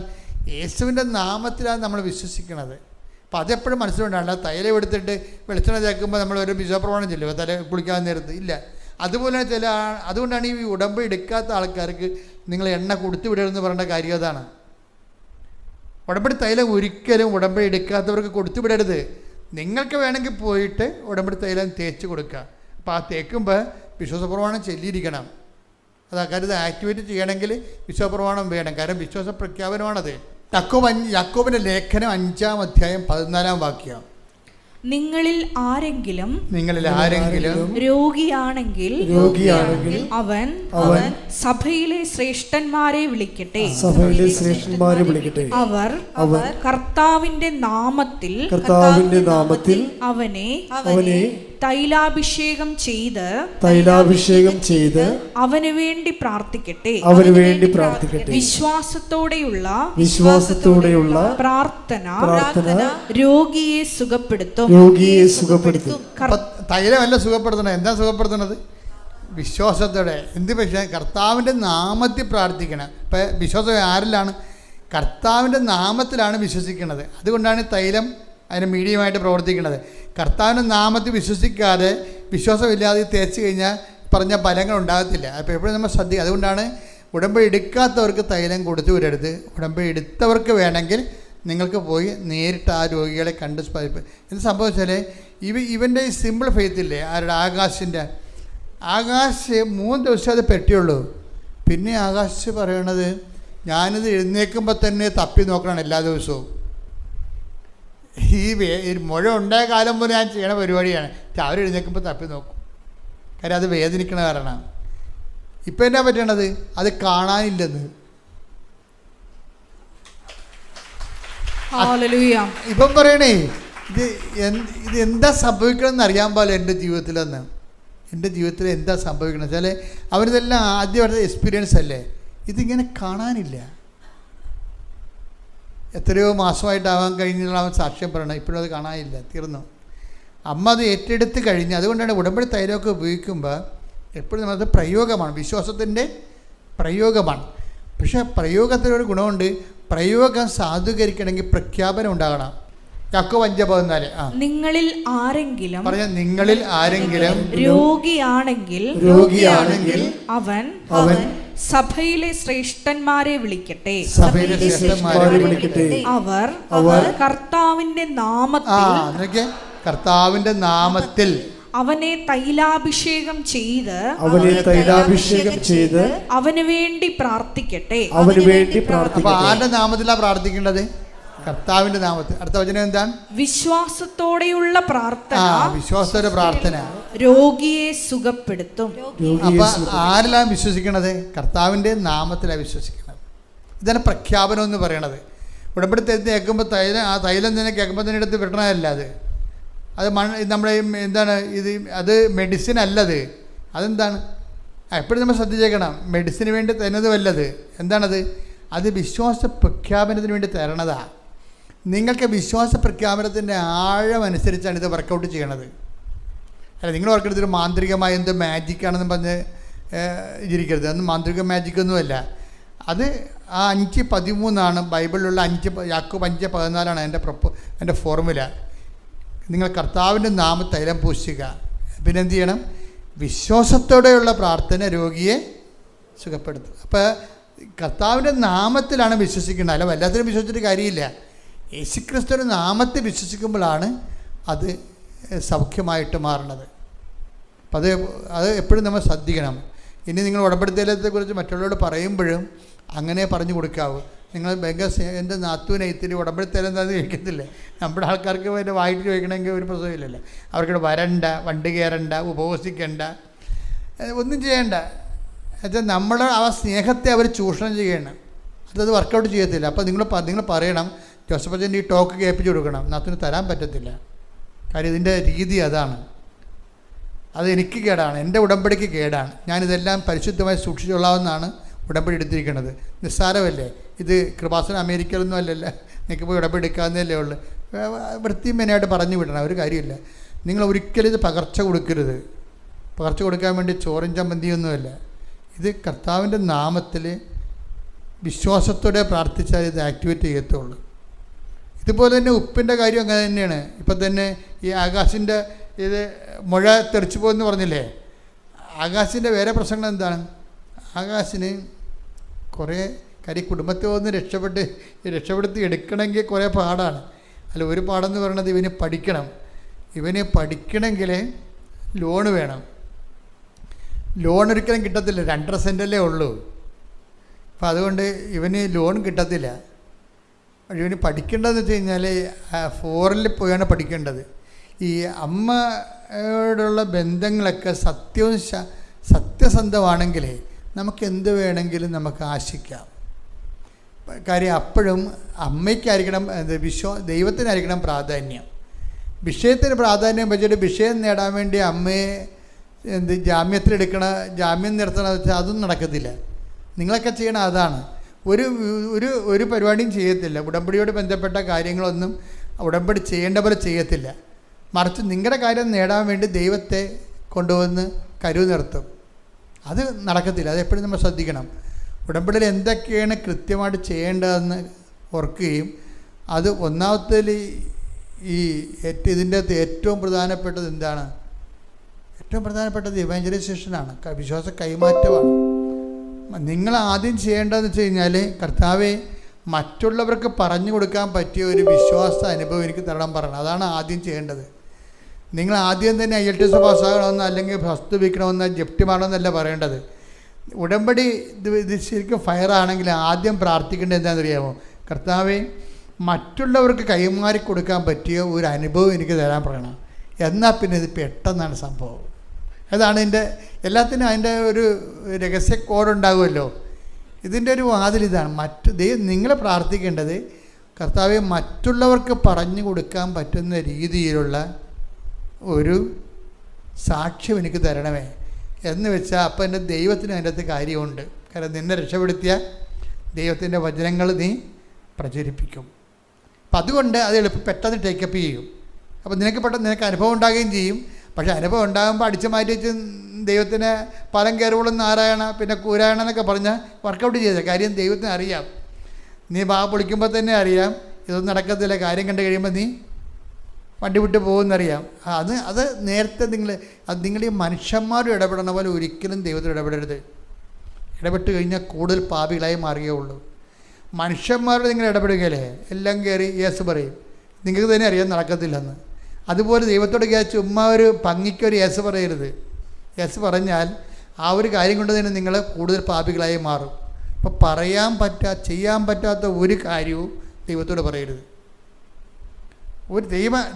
ചെയ്യാൻ പറ്റാത്ത ഒരു കാര്യവും പറയരുത്. കാര്യം നിങ്ങൾ ചെയ്യത്തില്ലെന്നും നിങ്ങൾ മനുഷ്യന്മാർക്ക് അറിയത്തില്ല. അവരോട് പറഞ്ഞിട്ട് ഇപ്പം നിങ്ങൾ പറയല്ലേ ഒരു 2000 രൂപ എടുക്കാനുണ്ടാ, ഞാൻ അങ്ങോട്ട് പോയി ഇങ്ങോട്ട് വരുമ്പോൾ തരാമെന്ന് പറയും. നിങ്ങൾക്കറിയാം നിങ്ങൾ കൊടുക്കത്തില്ലെന്നും. മനസ്സിലായില്ലേ? നിങ്ങൾ ആൾക്കാരുടെ കടം പിടിക്കണേ എങ്ങനെയാണ്? നിങ്ങൾ 1000 രൂപ എടുക്കാനുണ്ടാ, ഞാൻ നാളെ അവിടെ പോയിട്ട് ഇങ്ങോട്ട് വരുമ്പോൾ തരാമെന്ന് പറയും. നിങ്ങൾക്കറിയാം നിങ്ങളത് കൊടുക്കത്തില്ലെന്ന്. ഇതുപോലൊരു ഡയലോഗ് ദൈവത്തിൻ്റെ അടുത്ത് പറ്റത്തില്ല. നീ പൊളിക്കുമ്പോൾ തന്നെ അറിയാം നീ ഫ്രോഡാണെന്നറിയാം. വെറുതെ എന്തിനാണ് ദൈവത്തോട് പ്രാർത്ഥിച്ച് പണി മേടിക്കുന്നത്?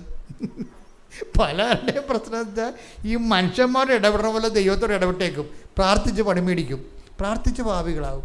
വല്ല കാര്യമുണ്ടോ? അപ്പം ചെയ്യാൻ പറ്റുന്ന കാര്യങ്ങൾ മാത്രമേ ദൈവത്തോട് പറയാവൂ. അത് സമയബന്ധിതമായിട്ട് ചെയ്യണം. സമയത്തിനാണ് പ്രാധാന്യം. വല്ലപ്പോഴും ചെയ്തോളൂ. ഞാൻ ചെയ്താവുന്നേ പറഞ്ഞിട്ടുള്ളൂ, എപ്പം ചെയ്യാമെന്ന് പറഞ്ഞിട്ടുള്ളതെന്ന് പറഞ്ഞ് തരികട കാണിക്കരുത്.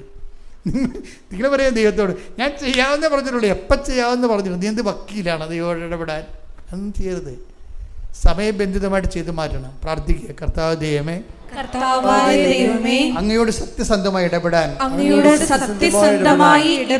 പരമാർത്ഥതയുള്ള ആധ്യാത്മിക ജീവിതത്താൽ എന്നെ പ്രത്യേകം അഭിഷേകം ചെയ്യണമേ. അതാ പരമാർത്ഥത ഒരു പ്രധാനപ്പെട്ട കാര്യമാണ്. ദൈവമായിട്ട് ഇടപെടൽ ഒന്നാമത് ദൈവത്തിന് അറിയാവുന്നതാണ് ഈ പ്രശ്നം. എല്ലാ കാര്യങ്ങളെക്കുറിച്ചും അറിയാവുന്ന കാരണം നിങ്ങൾ എന്ത് നുണ പറഞ്ഞാലും ആ പറയണത് കൊണ്ട് തന്നെ ആ പ്രാർത്ഥന പഴുത്തു പോകുകയുള്ളൂ. വല്ല കാര്യമുണ്ടാകും. അത് വിഡ്ഢികളും വിവരമില്ലാത്തവരുമാണ് ഇങ്ങനെ പ്രാർത്ഥിക്കത്തുള്ളൂ. ചെയ്യാൻ പറ്റാത്ത കാര്യങ്ങളൊക്കെ ദൈവത്തോട് പറയും. ചില നേർച്ച പോലും എന്തൊരു നേർച്ചയായിരിക്കും. അപ്പോൾ അതുകൊണ്ട് അങ്ങനെ ഈ ഉടമ്പടി എന്ന് വെച്ചാൽ ഒരു റിലേഷനാണ്. ബയലാറ്ററൽ എഗ്രിമെൻ്റ് എന്ന് ഞാൻ എപ്പോഴും പറയത്തില്ലേ. ഒരേ കക്ഷിയാണ്. നീ ഒരു കക്ഷി, ദൈവം ഒരു കക്ഷി. നിങ്ങൾ തമ്മിലുള്ള കൊടുക്ക വാങ്ങലുകളാണ് ഇതിൻ്റെ അകത്തുള്ളത് മുഴുവനും. അപ്പം അത് സത്യസന്ധമായിരിക്കണം. ഇത് വലിയ സംഭവമാണ്. അതിപ്പോൾ തന്നെ ഈ ആകാശിനോട് പറയുവേ, ആകാശ് അമ്മയോട് പറയവേ, എന്നെ ഒന്ന് കരകയറ്റി വിട്ടാലേ കുടുംബം രക്ഷപ്പെടാൻ പറ്റത്തുള്ളൂ എന്ന് പറയും. അതാണ് സത്യസന്ധമായ പ്രാർത്ഥന. എന്നെ ഒന്ന് പക്ഷേ ഞാനിങ്ങനെ കര കയറണമെങ്കിൽ എനിക്ക് ലോണ് പോലും കിട്ടത്തില്ല എന്ന് പറയും. അപ്പോൾ അമ്മ എന്ത് ചെയ്യുന്നു വെച്ച് കഴിഞ്ഞാൽ നിയമങ്ങളുടനെ പറ്റിയ ആഴ്ച നിയമങ്ങൾ മാറ്റും ബാങ്കിൻ്റെ. ഭയങ്കര രസമാണ് അമ്മയുടെ കാര്യം. അതായത് നിങ്ങളൊരു സാധനം വെച്ചാൽ നിങ്ങൾക്ക് ഇന്നത്തെ സിറ്റുവേഷനിൽ നിയമപരമായിട്ടത് അർഹതയില്ല എന്നുണ്ടെങ്കിൽ നിങ്ങൾക്ക് പറ്റുന്ന രീതിയിൽ നിങ്ങൾക്ക് ഒരാൾക്ക് വേണ്ടിയാണെങ്കിലും ദൈവത്തിന് 1, 9 എല്ലാം ഒരുപോലെയാണ്. ഇതെപ്പോഴും നമ്മൾ ശ്രദ്ധിക്കണം. അയ്യോ ഞാൻ എനിക്ക് വേണ്ടി വല്ലതും ചെയ്യും, അങ്ങനെയല്ല. ദൈവത്തിന് 1ഉം 9ഉം ഒരുപോലെയാണ്. അത് നമ്മൾ ഭയങ്കര സീരിയസ് ആയിട്ടുള്ള മാത്തമാറ്റിക്സ് ആണത്. കാര്യം ദൈവമായത് കാരണം 1ന് 9ൻ്റെ വിലയാണ്. അപ്പം നിനക്ക് വേണ്ടി, നിൻ്റെ ഒരാൾക്ക് വേണ്ടി ദൈവം മൊത്തം നിയമം മാറ്റും. അതിൻ്റെ കാര്യം വെച്ച് കഴിഞ്ഞാൽ ഇപ്പം നമ്മൾ ഓരോ വിഷയം നോക്കിയാലേ ഓരോ വിഷയം, ഇപ്പോൾ ഒരു ചില്ലിക്കാശ് ഇട്ടപ്പോൾ ഏതാണ്ട് 1 ലക്ഷം രൂപ ഇട്ട പോലെ എഴുന്നേറ്റുന്നില്ലേ കർത്താവ്? ആ വിധവ കൊണ്ടൊന്നും ഒരു ചില്ലിക്കാശ് ഇട്ടിരിക്കണതേ, അതിനേതാണ്ട് 1 ലക്ഷം രൂപ ഇട്ടതുപോലുള്ള വെയിറ്റാണ് കൊടുക്കുന്നത്. ഒരാടിനെ കാണാതെ പോയി, അതിനുവേണ്ടി 99നെ മാറ്റിയിട്ട് ആ 1നെ തിരക്കി പോകും. അപ്പോൾ ദൈവത്തിന് 1ഉം 9ഉം ഒരുപോലെയാണ്. ഇപ്പം നിനക്ക് വേണ്ടി വേണ്ട നിയമങ്ങൾ മാറ്റും, നിനക്ക് വേണ്ടി ജനതകളെ മാറ്റും എന്നൊക്കെ പറഞ്ഞില്ലേ. നിനക്ക് വേണ്ടി ഞാൻ യാക്കോബേ നിനക്ക് വേണ്ടി ഞാൻ ജനതകൾ നൽകിയെന്നൊക്കെ ശ്രുതികട ഹല്ലേലൂയ. സങ്കീർത്തനം 78:55. അവരുടെ മുമ്പിൽ നിന്ന് അവിടുന്ന് ജനതകളെ തുരത്തി അവർക്ക് അവകാശം അളന്നുകൊടുത്തു. ഇസ്രായേൽ ഗോത്രങ്ങളെ പാളയങ്ങളിൽ പാർപ്പിച്ചു. അതായത് ദൈവം ഒരാളെ ഇഷ്ടപ്പെട്ടു പോയാൽ, സത്യസന്ധമാണെന്ന് കണ്ടാൽ അയാൾക്ക് വേണ്ടി ഏതറ്റം വരെയും പോകും. നമ്മുടെ മുമ്പിലുള്ള ഒരു റിസ്ക് എന്ന് പറയുന്നത് ദൈവത്തിന് ഒന്ന് ഇഷ്ടപ്പെടുത്തി പരുവപ്പെടുത്തണം. അപ്പം തന്നെ നമ്മൾ കംപ്ലീറ്റ് ദൈവപൈതലായി മാറും. ദൈവത്തെ ഇഷ്ടപ്പെടുത്തി പരുവപ്പെടുത്തി കഴിയുമ്പോൾ തന്നെ, അതാണ് ഇതിൻ്റെ അകത്ത് ഒരു ഇതിൻ്റെ ഒരു ജിസ്റ്റെന്ന് പറയണത്. ദൈവത്തിന് ഇഷ്ടപ്പെടുത്തി പരുവപ്പെടുത്തണം. നമ്മളെ പരുവപ്പെടുത്തി ദൈവത്തിന് ഇഷ്ടമുള്ളതാക്കി മാറ്റിക്കഴിഞ്ഞാൽ ദൈവം, ഇപ്പോൾ ഇതിന് ആകാശത്തിൻ്റെ സമയമാണ്. പെട്ടെന്നൊരു നിയമം ബാങ്കിൽ വന്നു. എന്താണ്? നിങ്ങൾക്ക് ഗ്ലോബലായിട്ട് റീച്ചുള്ള 100 യൂണിവേഴ്സിറ്റികളുണ്ട്. 1ാം സ്ഥാനത്ത് നിൽക്കണം. ഗ്ലോബൽ 1ാം സ്ഥാനത്ത് നിൽക്കുന്ന ഈ 100 യൂണിവേഴ്സിറ്റികളിൽ ഏതെങ്കിലും ഒന്നിൽ നിങ്ങൾക്ക് അഡ്മിഷൻ കിട്ടിക്കഴിഞ്ഞാൽ ഞങ്ങൾ 50 ലക്ഷം രൂപ ലോൺ തരാമെന്ന് ഒരു പുതിയ നിയമം വരും. S B ഐയിലുണ്ട്. SBI നിയമം മാറ്റിയതാണത്. അപ്പോൾ ആകാശ് പറയും, അമ്മേ ഞാൻ ഈ ലോകത്തിൽ 1ാം സ്ഥാനത്ത് നിൽക്കുന്ന യൂണിവേഴ്സിറ്റിയിൽ എങ്ങനെയാണ് ഞാൻ പോയി എഴുതണത്? എൻ്റെ ഒരു സിറ്റുവേഷനൊക്കെ അമ്മയ്ക്കറിയാമല്ല എന്ന് പറയും. എന്നാ ഞാൻ പറയും, അമ്മ പറയും നീ എഴുത്, നീ ആയിരിക്കത്ത്. അമ്മയുടെ ഒരു രീതി എന്ന് പറയണത് വേണമെങ്കിൽ അത് ഡിക്റ്റേറ്റ് ചെയ്ത് കൊടുക്കും. അതാണ് രസം. ഭയങ്കര വേറെ ഒരു സാക്ഷിയുണ്ട്. അതായത് നിങ്ങൾ ഓർക്ക് ഇതൊക്കെ എന്ത് അന്ധവിശ്വാസമല്ല. ആത്മീയത എന്ന് പറയണത് ഭൗതികത അല്ലല്ല. നിങ്ങൾക്ക് ഭൗതികതയാണ് യുക്തി എന്ന് പറയണത്. ഇവിടെ നമ്മൾ പറഞ്ഞ യുക്തിയിലല്ല ഇത് വർക്ക് ചെയ്യണം, ദൈവത്തിൻ്റെ ശക്തിയിലാണ്. മനസ്സിലായില്ലേ? അത് ഫോർമാറ്റ് ചേഞ്ചാണിത്. ഫോർമാറ്റ് ഇത് നമ്മുടെ യുക്തിയിലല്ല വർക്ക് ചെയ്യണത്, ദൈവത്തിൻ്റെ ശക്തിയിലാണ് വർക്ക് ചെയ്യണത്. അപ്പം അതുകൊണ്ട് തന്നെ ഇവൻ ആ പരീക്ഷ എഴുതിയിട്ട് ആ പരീക്ഷയിൽ കട്ട് ഓഫിൻ്റെ മുകളിൽ കയറിയവൻ, ഇവന് ഇൻ്റർനാഷണൽ ലെവലിലെ യൂണിവേഴ്സിറ്റിയിൽ ഇവന് അഡ്മിഷൻ കിട്ടി, ഓസ്ട്രേലിയയിൽ. അപ്പോൾ എന്ത് പറ്റി? ബാങ്കിൽ നിന്ന് 50 ലക്ഷം രൂപ ലോൺ നോക്കി 2.5 സെൻറ്റേ ഉള്ളു, നിവർത്തിയില്ലാതെ എന്തെല്ലാം സങ്കടപ്പെടുന്ന ആളാണ്. ലൈഫ് ഇങ്ങനെ ചേഞ്ച് ചെയ്യണത്. അത് ബന്ധത്തിൻ്റെ പേരിലാണ്. നിങ്ങൾ ഉടമ്പടി എന്ന് പറഞ്ഞൊരു ബന്ധമാണ്. ആ ബന്ധം സത്യസന്ധമാണ് ദൈവത്തിന് തോന്നിയാൽ ദൈവം എന്തും ചെയ്ത് കളയും. നമ്മുടെ മുമ്പിലുള്ള നിസ്സാര കാര്യമാണ്. ദൈവത്തിന് ഞാൻ ഉടമ്പടി സത്യസന്ധയാണെന്ന് ദൈവത്തിന് തോന്നിയാൽ മതി. നിങ്ങളിങ്ങനെ 10-12 പത്രം കിട്ടും, ഇത് ആർക്ക് കൊടുക്കും, ഓരോരും പറയുക, ഓട്ടോ കർഷകരും തെറി പറയുക, തള്ളക്ക് വിളിക്കുക, അയ്യോ മഴയാണല്ല, മഴ തീരട്ടെന്നൊക്കെ പറഞ്ഞുകൊണ്ട് നനഞ്ഞ് പിടഞ്ഞ് വീട്ടിൽ ഇരിക്കും. അങ്ങനെയൊക്കെ ഈ ഇട്ട് ഉഴപ്പിയാണ് നിങ്ങൾ ഉടമ്പടി കുളമാക്കി കളഞ്ഞത്. അങ്ങനെയല്ല, ഇതെന്ന് ദൈവ പൈതലിൻ്റെ ഒരു വാർഫുട്ട് ആക്ഷനാണ്. യുദ്ധകാലാടിസ്ഥാനത്തിലെ യുദ്ധത്തിൻ്റെ സമയത്ത് മഴ വല്ലതും നോക്കുവാൻ യുദ്ധം എന്ന് പറയുമ്പോൾ അത് ഉടമ്പടി ഒരു വാർഫുട്ട് ആക്ഷനിൽ എടുക്കണം. ഇത് ഒന്നും നിങ്ങളെ തടസ്സയരുത്, ഒന്നും നിങ്ങൾ തടയരുത്. ഒന്ന് വീട്ടിൽ ബന്ധുക്കൾ വന്ന് മകളെ വന്ന് പ്രസവിച്ചിട്ട് പോട്ടെ, മകളെ പ്രസവിക്കാൻ അവൾക്ക് ഒരു മാസമേ ഉള്ളൂ, അമ്മ എന്താ തിരികെത്തിക്കാത്തത്? അതെ, അവളെ പ്രസവിച്ച് അവളെ 90 കഴിഞ്ഞ് അവൾ പോട്ടെ, എന്നിട്ട് ഞാൻ തിരികെത്തിക്കാന്നൊക്കെ പറഞ്ഞാൽ ഒന്നും നിങ്ങൾക്ക് തടസ്സമാകരുത്. അതൊക്കെല്ലാം ഉടായ്പാണ്.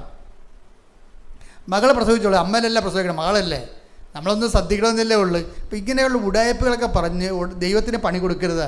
അതാണ് ഉടമ്പടി ഉഴപ്പണേൻ്റെ കാര്യം. ഒന്നാമത്തെ വിവരമില്ലായ്മയാണ് ഇതൊക്കെ വരുന്നത്, ബുദ്ധിബോധം ഇല്ലല്ല. അപ്പം അങ്ങനെ ബുദ്ധിബോധം ഇതിനൊരു പ്രത്യേക ബുദ്ധി വേണം. മനുഷ്യന്മാരുടെയൊക്കെ ഉള്ള ബുദ്ധി പോരാ. സത്യസന്ധതയാണ് ഇതിൻ്റെ ബുദ്ധി എന്ന് പറയണത്. ആത്മാർത്ഥയും സത്യസന്ധതയുമാണ് ഇതിൻ്റെ ബുദ്ധി എന്ന് പറയണത്. അപ്പം അത് സത്യസന്ധമാണെന്നുണ്ടെങ്കിൽ കണ്ടത് നോക്കി, ഇവനൊക്കെ അവൻ ഒരു ആഴ്ച കൊണ്ട് ലൈഫ് ചേഞ്ച് ചെയ്യാനുണ്ടല്ല, 50 ലക്ഷം രൂപ അവന് അനുവദിച്ച്. ഇപ്പം അവൻ വിസ പ്രോസസ്സിലാണ്. ഇപ്പം എന്താ വിഷയം എന്ന് പറയണത്, ഓരോ ഈ ആകാശമാണെങ്കിൽ തന്നെയും ഓരോരുത്തരും പോയി അവൻ്റെ അനുഭവങ്ങൾ പറഞ്ഞു കൊടുത്തിട്ടാണ് പത്രം കൊടുക്കുന്നത്. അവരുടെ അത് അവർ കേൾക്കുമ്പോൾ തന്നെ അവർക്ക് ഫീലിംഗ് ആവും ശരിക്കും. എന്താ കാര്യം, ഇവൻ്റെ അനുഭവത്തിൽ നിന്നല്ലേ അത് പറയണത്. കൂട്ടുകാർക്കെല്ലാം അവൻ്റെ കൂട്ടുകാർക്കെല്ലാം അവൻ കാശുരും കൊടുത്തിട്ടുണ്ട്, പറഞ്ഞു കൊടുത്തിട്ടുണ്ട്. പകുതിയോളം പേരെ അവന് ഓൾറെഡി ഉടമ്പടി എടുപ്പിച്ച് കഴിഞ്ഞു. അപ്പോൾ ദൈവത്തിന് അറിയാം. ഇപ്പം നീ ഉടമ്പടി എടുത്തത് വീട്ടുകാരെ പോലും അറിഞ്ഞിട്ടില്ല. ഫ്രോഡുകൾ വന്ന് ഉടമ്പടി എടുക്കുമ്പോഴുള്ള കുഴപ്പമെന്ന് വെച്ച് കഴിഞ്ഞാൽ അവിടെ വീട്ടുകാരെ പോലും അറിയത്തില്ല അവർ ഉടമ്പടി എടുത്തിട്ടുണ്ടെന്ന്. അപ്പം തന്നെ ഓർക്കുക, നീ പക്കാ ഫ്രോഡാണ്. ജീവിതകാലം മുഴുവൻ നീ ഫ്രോഡായിരുന്നു ദൈവത്തിൻ്റെ സന്നിധിയിൽ, പറ്റിക്കലായിട്ട് നടക്കുന്നതാണ്. അതുകൊണ്ടാണ് നീ ഉടമ്പടി എടുത്തിട്ട് വീട്ടുകാർ പോലും അറിയാത്തത്. എന്താണ്, വീട്ടുകാരറിഞ്ഞാൽ നീ കിടന്ന് നിൻ്റെ കസരത്ത് നടക്കത്തില്ല. അപ്പോൾ നീ ചാടുമ്പോൾ എല്ലാ ആവശ്യമില്ലാത്ത കാലത്തൊക്കെ നീ ചാടത്തില്ലേ. പുഡിന് വേണ്ടി ഇഡ്ഡലിയാണ് കൊണ്ടുവന്ന് വെച്ചേക്കണമെങ്കിൽ അമ്മ ഇവിടെ പുട്ട ഉള്ള എപ്പോഴും എന്ന് ചോദിച്ചുകൊണ്ട് കിടന്ന് ചാടത്. അപ്പം അമ്മ പറയും നീ ഉടമ്പടി എടുത്താണ് കേട്ടതെന്ന് പറയും. അത് അമ്മയെക്കൊണ്ട് പറയിപ്പിക്കാതിരിക്കാൻ വേണ്ടി ഉടമ്പടി എടുത്തതായിട്ട് അറിയിക്കത്തില്ല. എന്നിട്ട് രഹസ്യമായി സ്വന്തം മുറി കൊണ്ട് വെച്ച് പച്ചത്തിരി നിരത്തിനും കത്തിച്ചുകൊണ്ട് ആ ജന്മം പാഴാക്കും. അങ്ങനെ ഒന്നും ചെയ്യരുത്. ഇതെല്ലാം പച്ച വെളിച്ചത്തിലായി സംഭവം നടക്കണം മുഴുവനും. അതുകൊണ്ട് നീ എപ്പോഴും നീ ഉടമ്പടി എടുത്തത് 10 മനുഷ്യർ അറിയിക്കുകയും ചെയ്യണം. അപ്പോഴെന്ത് ദൈവത്തെ മനസ്സിലാവും, നീ ഒരു വാല്യുബിൾ പേഴ്സണാണ്, നിന്നെ ഇങ്ങനെ അവോയ്ഡ് ചെയ്യാൻ പറ്റത്തില്ലെന്ന്. ഏറ്റവും പ്രധാനപ്പെട്ട കാര്യം, ദൈവം അങ്ങനെ ആരെയും അവോയ്ഡ് ചെയ്യത്തില്ല. പക്ഷേ നമ്മൾ ദൈവത്തെ അവോയ്ഡ് ചെയ്യും. അങ്ങനെയാണ് ദൈവം നമ്മൾ അവോയ്ഡ് ചെയ്ത പോലെ നമുക്ക് തോന്നുന്നത്. You got the point. ദൈവത്തിൻ്റെ നയപരിപാടികളിൽ ദൈവം ആരെയും അവോയ്ഡ് ചെയ്യത്തില്ല. I will not disown you at any cost. അതല്ലേ take the bed of God. ശ്രുതിക്കട്ടെ ഹല്ലേലൂയ. എബ്രായർ 13:5. ഞാൻ നിന്നെ ഒരു വിധത്തിലും ഒരു കാരണവശാലും അവഗണിക്കുകയോ ഉപേക്ഷിക്കുകയോ ഇല്ല എന്ന് അവിടുന്ന് പറഞ്ഞിട്ടുണ്ടല്ലോ. ഇതാണ് ദൈവത്തിന്റെ പോളിസി, നയപരിപാടി. ഇതാണ് ഞാൻ നിന്നെ ഒരു കാരണവശാലും, നീ 2 കെട്ടിയതാണെന്നാ, നിൻ്റെ ഭർത്താവ് ഇപ്പോൾ ജീവിച്ചിരിപ്പുണ്ട്, നീക്കൊന്നും ദൈവം നിൻ്റെ ഒരു സങ്കടത്തിൻ്റെ സമയത്ത് ഇത് കണക്കിലെടുക്കത്തില്ല. ആത്മീയ പ്രശ്നം വരുമ്പോൾ, നിത്യതയെ വിഷയം ബാധിക്കുമ്പോഴാണ് നിനക്കിതൊക്കെ കടമായി മാറണത്. ഇപ്പോൾ ചില ആൾക്കാരില്ലേ, ഇപ്പോൾ ക്രിസ്ത്യൻസ് അല്ലാത്ത ചില ആൾക്കാർ, ഒരു ഭർത്താവ് അവർ ജീവിച്ചിരിപ്പുണ്ട്, ഒരു കാര്യമില്ല, നേരത്തെ ലൈനടിച്ച പാർട്ടിയുമായിട്ട് ചിലപ്പോൾ ഒളിച്ചോടിപ്പോയായിരിക്കും. പക്ഷേ ഒരു കണ്ണുനീര് നിനക്ക് വന്നാൽ നിന്നെ തൽക്കാലത്തേക്ക് ദൈവം സെറ്റ് ചെയ്യും. പക്ഷേ സുവിശേഷവിധമായിട്ട് നിനക്ക് ജീവിക്കാൻ പറ്റത്തില്ല. സുവിശേഷവിധമായിട്ട് ജീവിക്കണം എന്നുണ്ടെങ്കിൽ അതെല്ലാം റെക്ടിഫൈ ചെയ്യണം, ജീവിക്കാൻ പറ്റത്തില്ല. പക്ഷേ ആ ഒരു കാരണവും പറഞ്ഞ് നിന്നെ ഈ രോഗം കർത്താവ് സുഖപ്പെടുത്താതിരിക്കത്തില്ല. ഈ അടുത്ത പോയിന്റ്, നീ രോഗം സുഖപ്പെട്ടെന്നും പറഞ്ഞ് നിൻ്റെ പാപത്തിൻ്റെ ലൈസൻസും അല്ലത്. ഇപ്പം ചെറിയ പറഞ്ഞില്ലേ, ഞാൻ പ്രാർത്ഥിച്ച് കർത്താവ് എന്നെ സുഖപ്പെടുത്തി, അപ്പം ഞാൻ കുറേ പാപമൊക്കെ ചെയ്ത് അത് കർത്താവ് കണ്ടില്ലെന്ന് വെക്കുക. ഇല്ലല്ല, അതെല്ലാം അവസാനം വരുമ്പോൾ എല്ലാം അവസാനത്തെ കണക്കായില്ലല്ല. ഇപ്പം ഈ ഭൗതിക ആനുകൂല്യങ്ങളൊക്കെ നേടിയെടുക്കണതിനെ കർത്താവ് അതാണ് ഞാൻ നിന്നെ ഒരു കാരണവശാലും അവഗണിക്കത്തില്ലെന്ന് പറഞ്ഞാൽ, അവഗണിക്കത്തില്ല ഒരു കാരണവശാലും. അപ്പോൾ ഇപ്പോഴേ ഈ ഭൗതിക കാര്യങ്ങൾക്ക് ജോലി കിട്ടുന്നതിനെ ഒന്നും നിൻ്റെ പാപാവസ്ഥ ഒന്നും കാര്യമല്ല. നീ ഭക്ഷണം കഴിച്ച് ജീവിക്കാൻ വേണ്ടിയുള്ള ഒരു സംവിധാനമല്ലേ. അപ്പോൾ നിനക്ക് ദൈവമേ ഞാനൊരു സമയം കിട്ടുമ്പോൾ റെക്ടിഫൈ ചെയ്തോളാം, നേരെ ചെറിയ ഞാൻ ജീവിച്ചോളാം, എന്നെ സഹായിക്കണം ഇപ്പം എന്ന് പറഞ്ഞാൽ എന്താ വചനം, ഞാൻ ഒരു കാരണവശാലും നിന്നെ അവഗണിക്കത്തില്ല എന്നാണ്. പക്ഷേ ഇവിടുത്തെ പ്രശ്നം എന്താണ് മക്കളെ? ദൈവം നമ്മളെ അവഗണിക്കണില്ലാത്തതല്ല പ്രശ്നം. നമ്മൾ ദൈവത്തെ അവഗണിക്കുന്നത് കാരണം ദൈവം അവഗണിച്ചതുപോലെ നമുക്ക് ഫീൽ ചെയ്യുന്നു. That's a point. U got the point. പിടിക്കുക. നമ്മൾ ദൈവത്തെ അവഗണിക്കും. എങ്ങനെയാണ് കാര്യം? ദൈവത്തെ പ്രഖ്യാപിക്കേണ്ട സമയത്ത് പ്രഖ്യാപിക്കത്തില്ല. അതാണ് വിഷയം. ഇപ്പോൾ ഒരു ചേച്ചി ഞാൻ എപ്പോഴും പറയും, അവരവിടെ അമ്മ മരിച്ചിട്ട് അവർ ഗൾഫിൽ നിന്ന് മസ്കറ്റിൽ നിന്ന് വന്നതാണ് നെടുമ്പാശ്ശേരിയിൽ നിന്ന് പുറത്തിറങ്ങി കഴിഞ്ഞപ്പോൾ ആദ്യം ചെയ്തത് എന്താ? 5:30 മണിയായി. ബാഗിൽ നിന്ന് പ്രത്യക്ഷിക്കുന്ന തിഥിയെടുത്ത് കത്തിച്ചിട്ട് പ്രത്യക്ഷിക പ്രാർത്ഥന ചൊല്ലി. എന്നാൽ അമ്മ മരിച്ചിട്ട് വന്നിരിക്കുന്നതാണ്. അയ്യോ അമ്മ മരിച്ച ആളല്ല, ഈ പബ്ലിക്കായിട്ട് ഇങ്ങനെ പ്രാർത്ഥിക്കുന്നത് ശരിയാണോ? അങ്ങനെയൊന്നുമല്ല. ഒരു കാരണവശാലും ഞാൻ നിന്നെ അവഗണിക്കത്തില്ലെന്ന് പറയുമ്പോൾ നമ്മൾക്കും അതൊരു ബൈൻഡിങ് ആയിട്ട് വരികയാണ്. ഓപ്പോസിറ്റ് ബൈൻഡിങ് വരും. ഒരു കാരണവശാലും ദൈവം നിന്നെ അവഗണിക്കത്തില്ലെങ്കിൽ നീ എന്ത് ചെയ്യണം?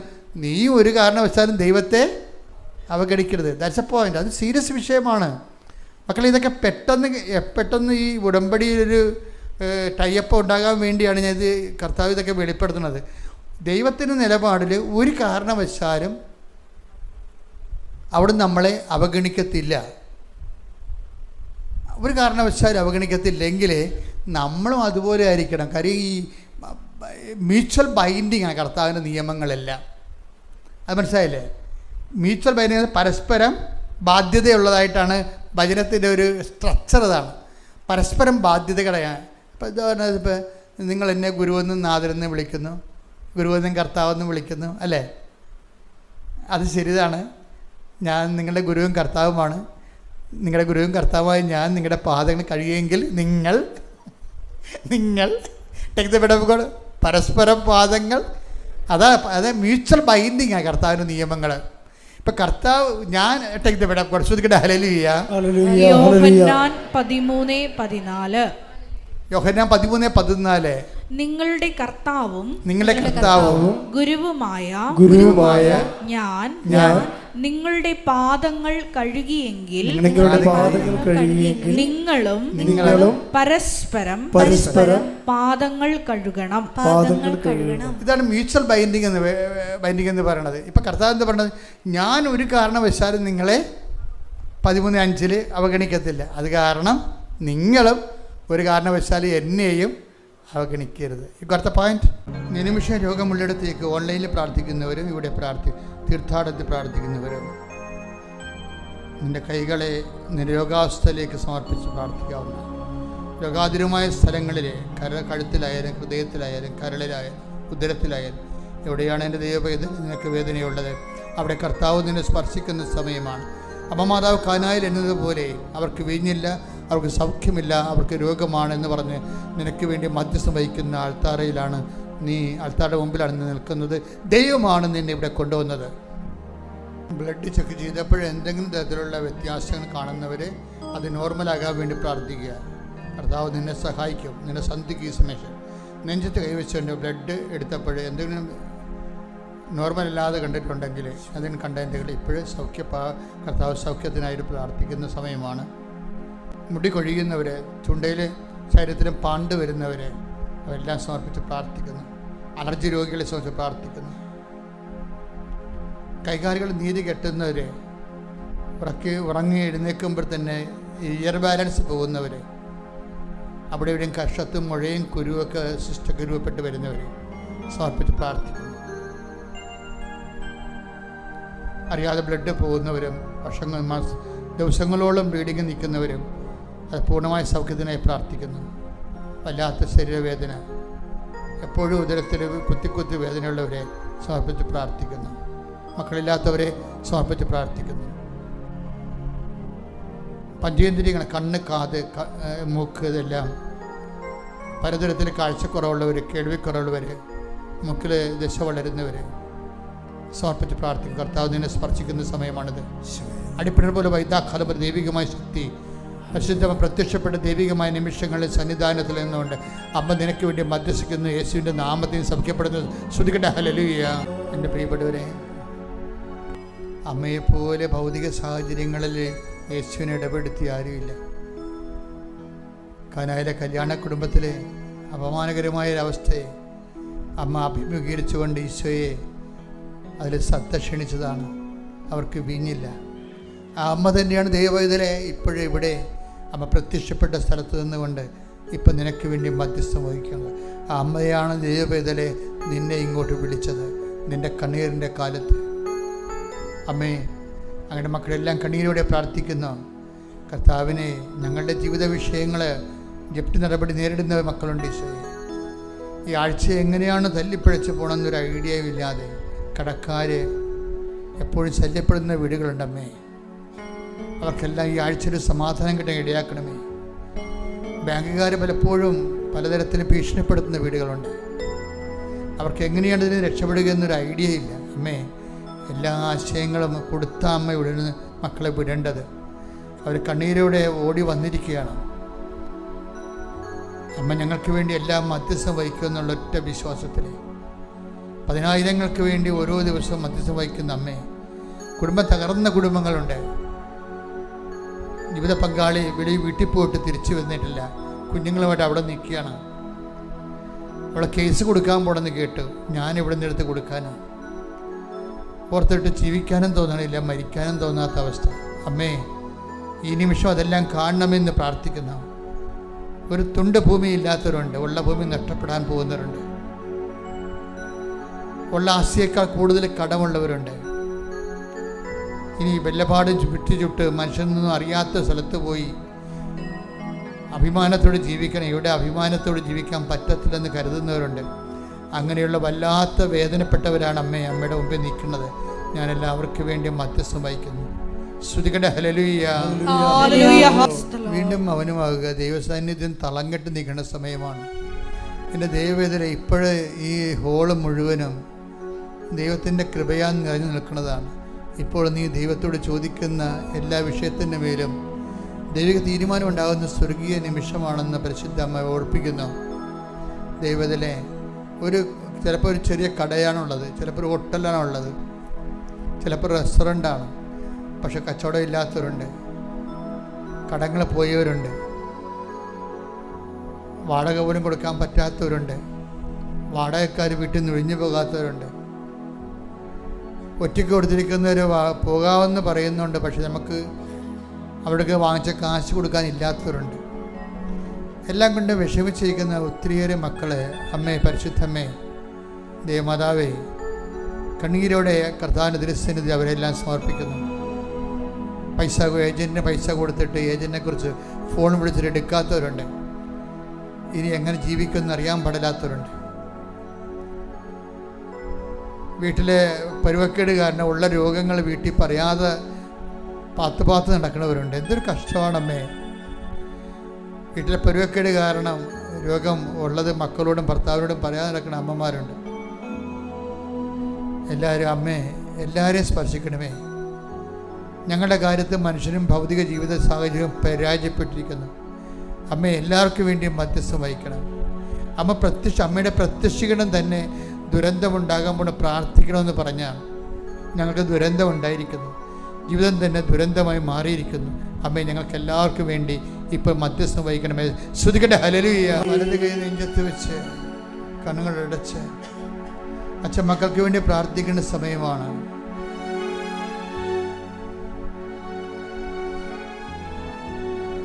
അമ്മേ, കുഞ്ഞുങ്ങളെ സംബന്ധിച്ച് പ്രാർത്ഥിക്കുന്നു, അവരുടെ പഠനങ്ങളെ സംബന്ധിച്ച് പ്രാർത്ഥിക്കുന്നു. ഒരു കുഞ്ഞ് ജനിച്ചുള്ളൂ, അതിന് ഓട്ടിസം ആയിപ്പോയി. ഇനി ഒരു കുഞ്ഞിനെ ജനിപ്പിക്കാൻ ധൈര്യമില്ല. അതും ഇങ്ങനെ ആയിപ്പോകുമെന്ന് ഓർത്തിട്ട് സങ്കടപ്പെടുന്നവരെ അവർക്ക് തീരുമാനമെടുക്കാൻ സഹായിക്കണമെന്ന് പ്രാർത്ഥിക്കുന്നു. ഈശോ വലതുകരം എല്ലാ കുടുംബങ്ങളിലും നീട്ടണമേ എന്ന് പ്രാർത്ഥിക്കുന്നു.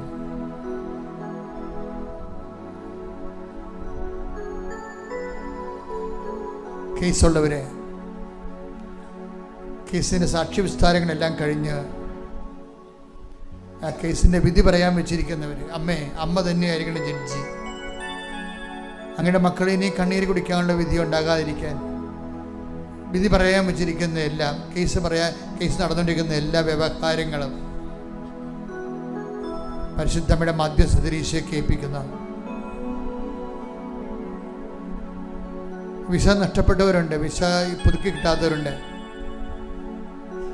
അനധികൃതമായി താമസിച്ചിട്ട് ഗവൺമെൻറ് ഒഴിഞ്ഞു പോകാൻ പറഞ്ഞിരിക്കുന്നവരുണ്ട്. അവരെവിടെ പോകാനാണ്?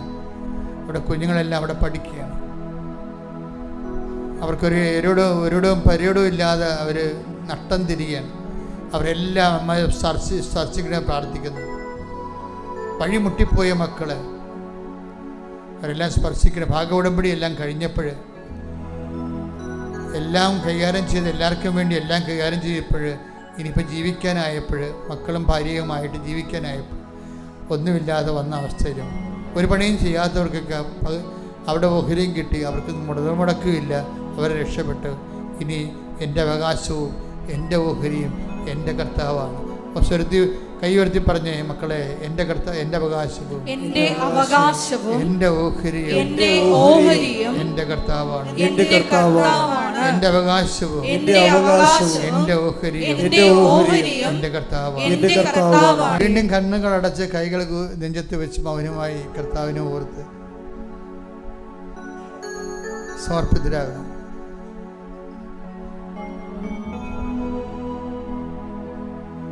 അമ്മ പഠിക്കുന്ന മക്കളെ സംബന്ധിച്ച് പ്രാർത്ഥിക്കുന്നു. പലരും വലിയ പണമെടുത്ത് മുടക്കിയും കടം വാങ്ങിച്ചൊക്കെ പഠിച്ചിട്ട് അവർക്കിപ്പോൾ ഒന്നും മനസ്സിലാവണില്ല. ഇട്ടച്ചും പോരാൻ തോന്നണില്ല. വീട്ടുകാരുടെ കണ്ണുനീര് ഓർത്തിട്ട് ഇട്ടച്ചും പോരാൻ തോന്നണില്ല. പഠിക്കാൻ പറ്റണമില്ല. അങ്ങനെ വല്ലാത്ത വീർപ്പ് മുട്ടൽ ജാപിക്കുന്നവർ ഈ നിമിഷം കർത്താവിന്റെ നാമത്തിൽ വിടുതൽ പ്രാപിക്കട്ടെ. സ്തുതിക്കട്ടെ. പരമദിവ്യകാരണത്തിന് കൈകൾ നെഞ്ചത്ത് വെച്ച് മൗനമായി പ്രാർത്ഥിച്ചുകൊണ്ടിരിക്കുക. ദൈവത്തിനെ പ്രാർത്ഥിക്കാനാണ് പരിശുദ്ധ അമ്മയുടെ മാധ്യസ്ഥത്തിൽ ഈശോ നിന്റെ മുമ്പിൽ സന്നിധിനായിരിക്കണത്. നീ സ്വന്തമായിട്ടും പ്രാർത്ഥിക്കുക, അച്ഛനോട് ചേർന്നും പ്രാർത്ഥിക്കുക. നിങ്ങൾ ഇന്ന് കാണുന്ന ഈജിപ്തുകാരെ നാളെ നിങ്ങളെ കാണത്തില്ലെന്ന് പറഞ്ഞ ദൈവത്തിൻ്റെ ശക്തി ഇവിടെ മുഴുവൻ നമ്മുടെ പിതാക്കന്മാരെ പകൽ മേഘസ്തംഭവും രാത്രി തീത്തൂണുമായി നയിച്ച ദൈവത്തിൻ്റെ ചൈതന്യം അൾത്താറ് മുഴുവൻ നിറഞ്ഞു നിന്നുകൊണ്ട് നിന്നെ നയിക്കുന്ന ദൈവത്തിൻ്റെ ചൈതന്യം പ്രസരിക്കുന്ന സമയമാണ്. ദൈവവേദരെ വിവാഹം ഒത്തുവരാത്തവർ, മക്കളില്ലാത്തവർ, വിവാഹം വേർപെടാൻ പോകുന്നവർ, വേർപെട്ട് കഴിഞ്ഞവർ, കേസിലായിരിക്കുന്നവർ, എന്ത് ചെയ്യണമെന്ന് അറിയാൻ പാടില്ലാത്തവർ, ജീവിത പങ്കാളിയെപ്പോലും കിട്ടാതിരിക്കുന്നവർ, വർഷങ്ങളായിട്ട് വിവാഹം നടക്കാത്തവർ, എല്ലാ വർഷങ്ങളായിട്ട് പെര ഉച്ചുകുത്തിപ്പോയവർ, ഉറഞ്ഞു പോയവർ, അവിടെ വീട് വെക്കാൻ പറ്റാത്ത അവസ്ഥ വന്നിരിക്കുന്നവർ, ഇനി അവിടെ പോയി പൊറുക്കുമെന്ന് അറിയാത്തവർ, എല്ലാവരുടെ മേലും ദൈവിക തീരുമാനം ഉണ്ടാകട്ടെ. എല്ലാവരുടെ മേലും ദൈവിക തീരുമാനം ഉണ്ടാകട്ടെ. എല്ലാവരുടെ മേലും ദൈവിക തീരുമാനം ഉണ്ടാകട്ടെ. ശ്രുതികട മുട്ട നിൽക്കുക.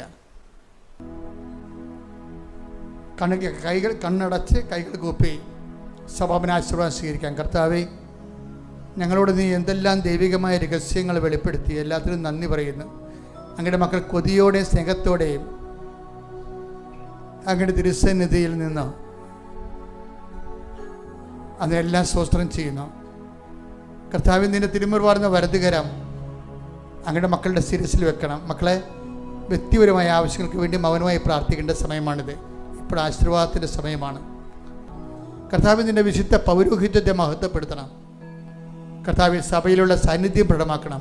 അടിപ്പഴ പോലെ വൈദാഘാതം പോലെ ദൈവികമായ ശക്തി അങ്ങയുടെ മക്കളുടെ മേൽ തളിക്കണമെന്ന് പ്രാർത്ഥിക്കുന്നു. മാരക രോഗങ്ങൾ, തീരാവ്യാധികൾ, ജീവദുരിതങ്ങൾ, വഴിമുട്ടി ഗതിമുട്ടി നിൽക്കുന്ന മക്കൾക്കെല്ലാം പുതിയ വാതിൽ തുറക്കട്ടെ.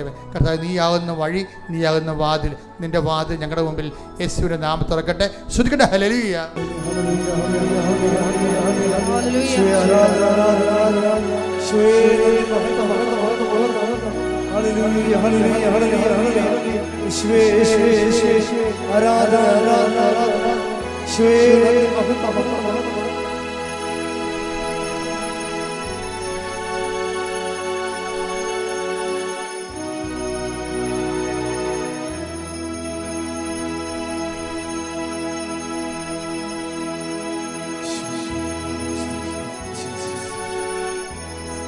പരിശുദ്ധ പരമാ ദിവ്യകാരുണ്യമേ,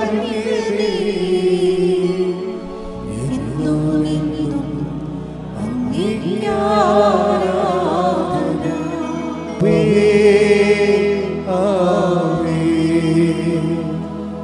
ആവേ മരിയ.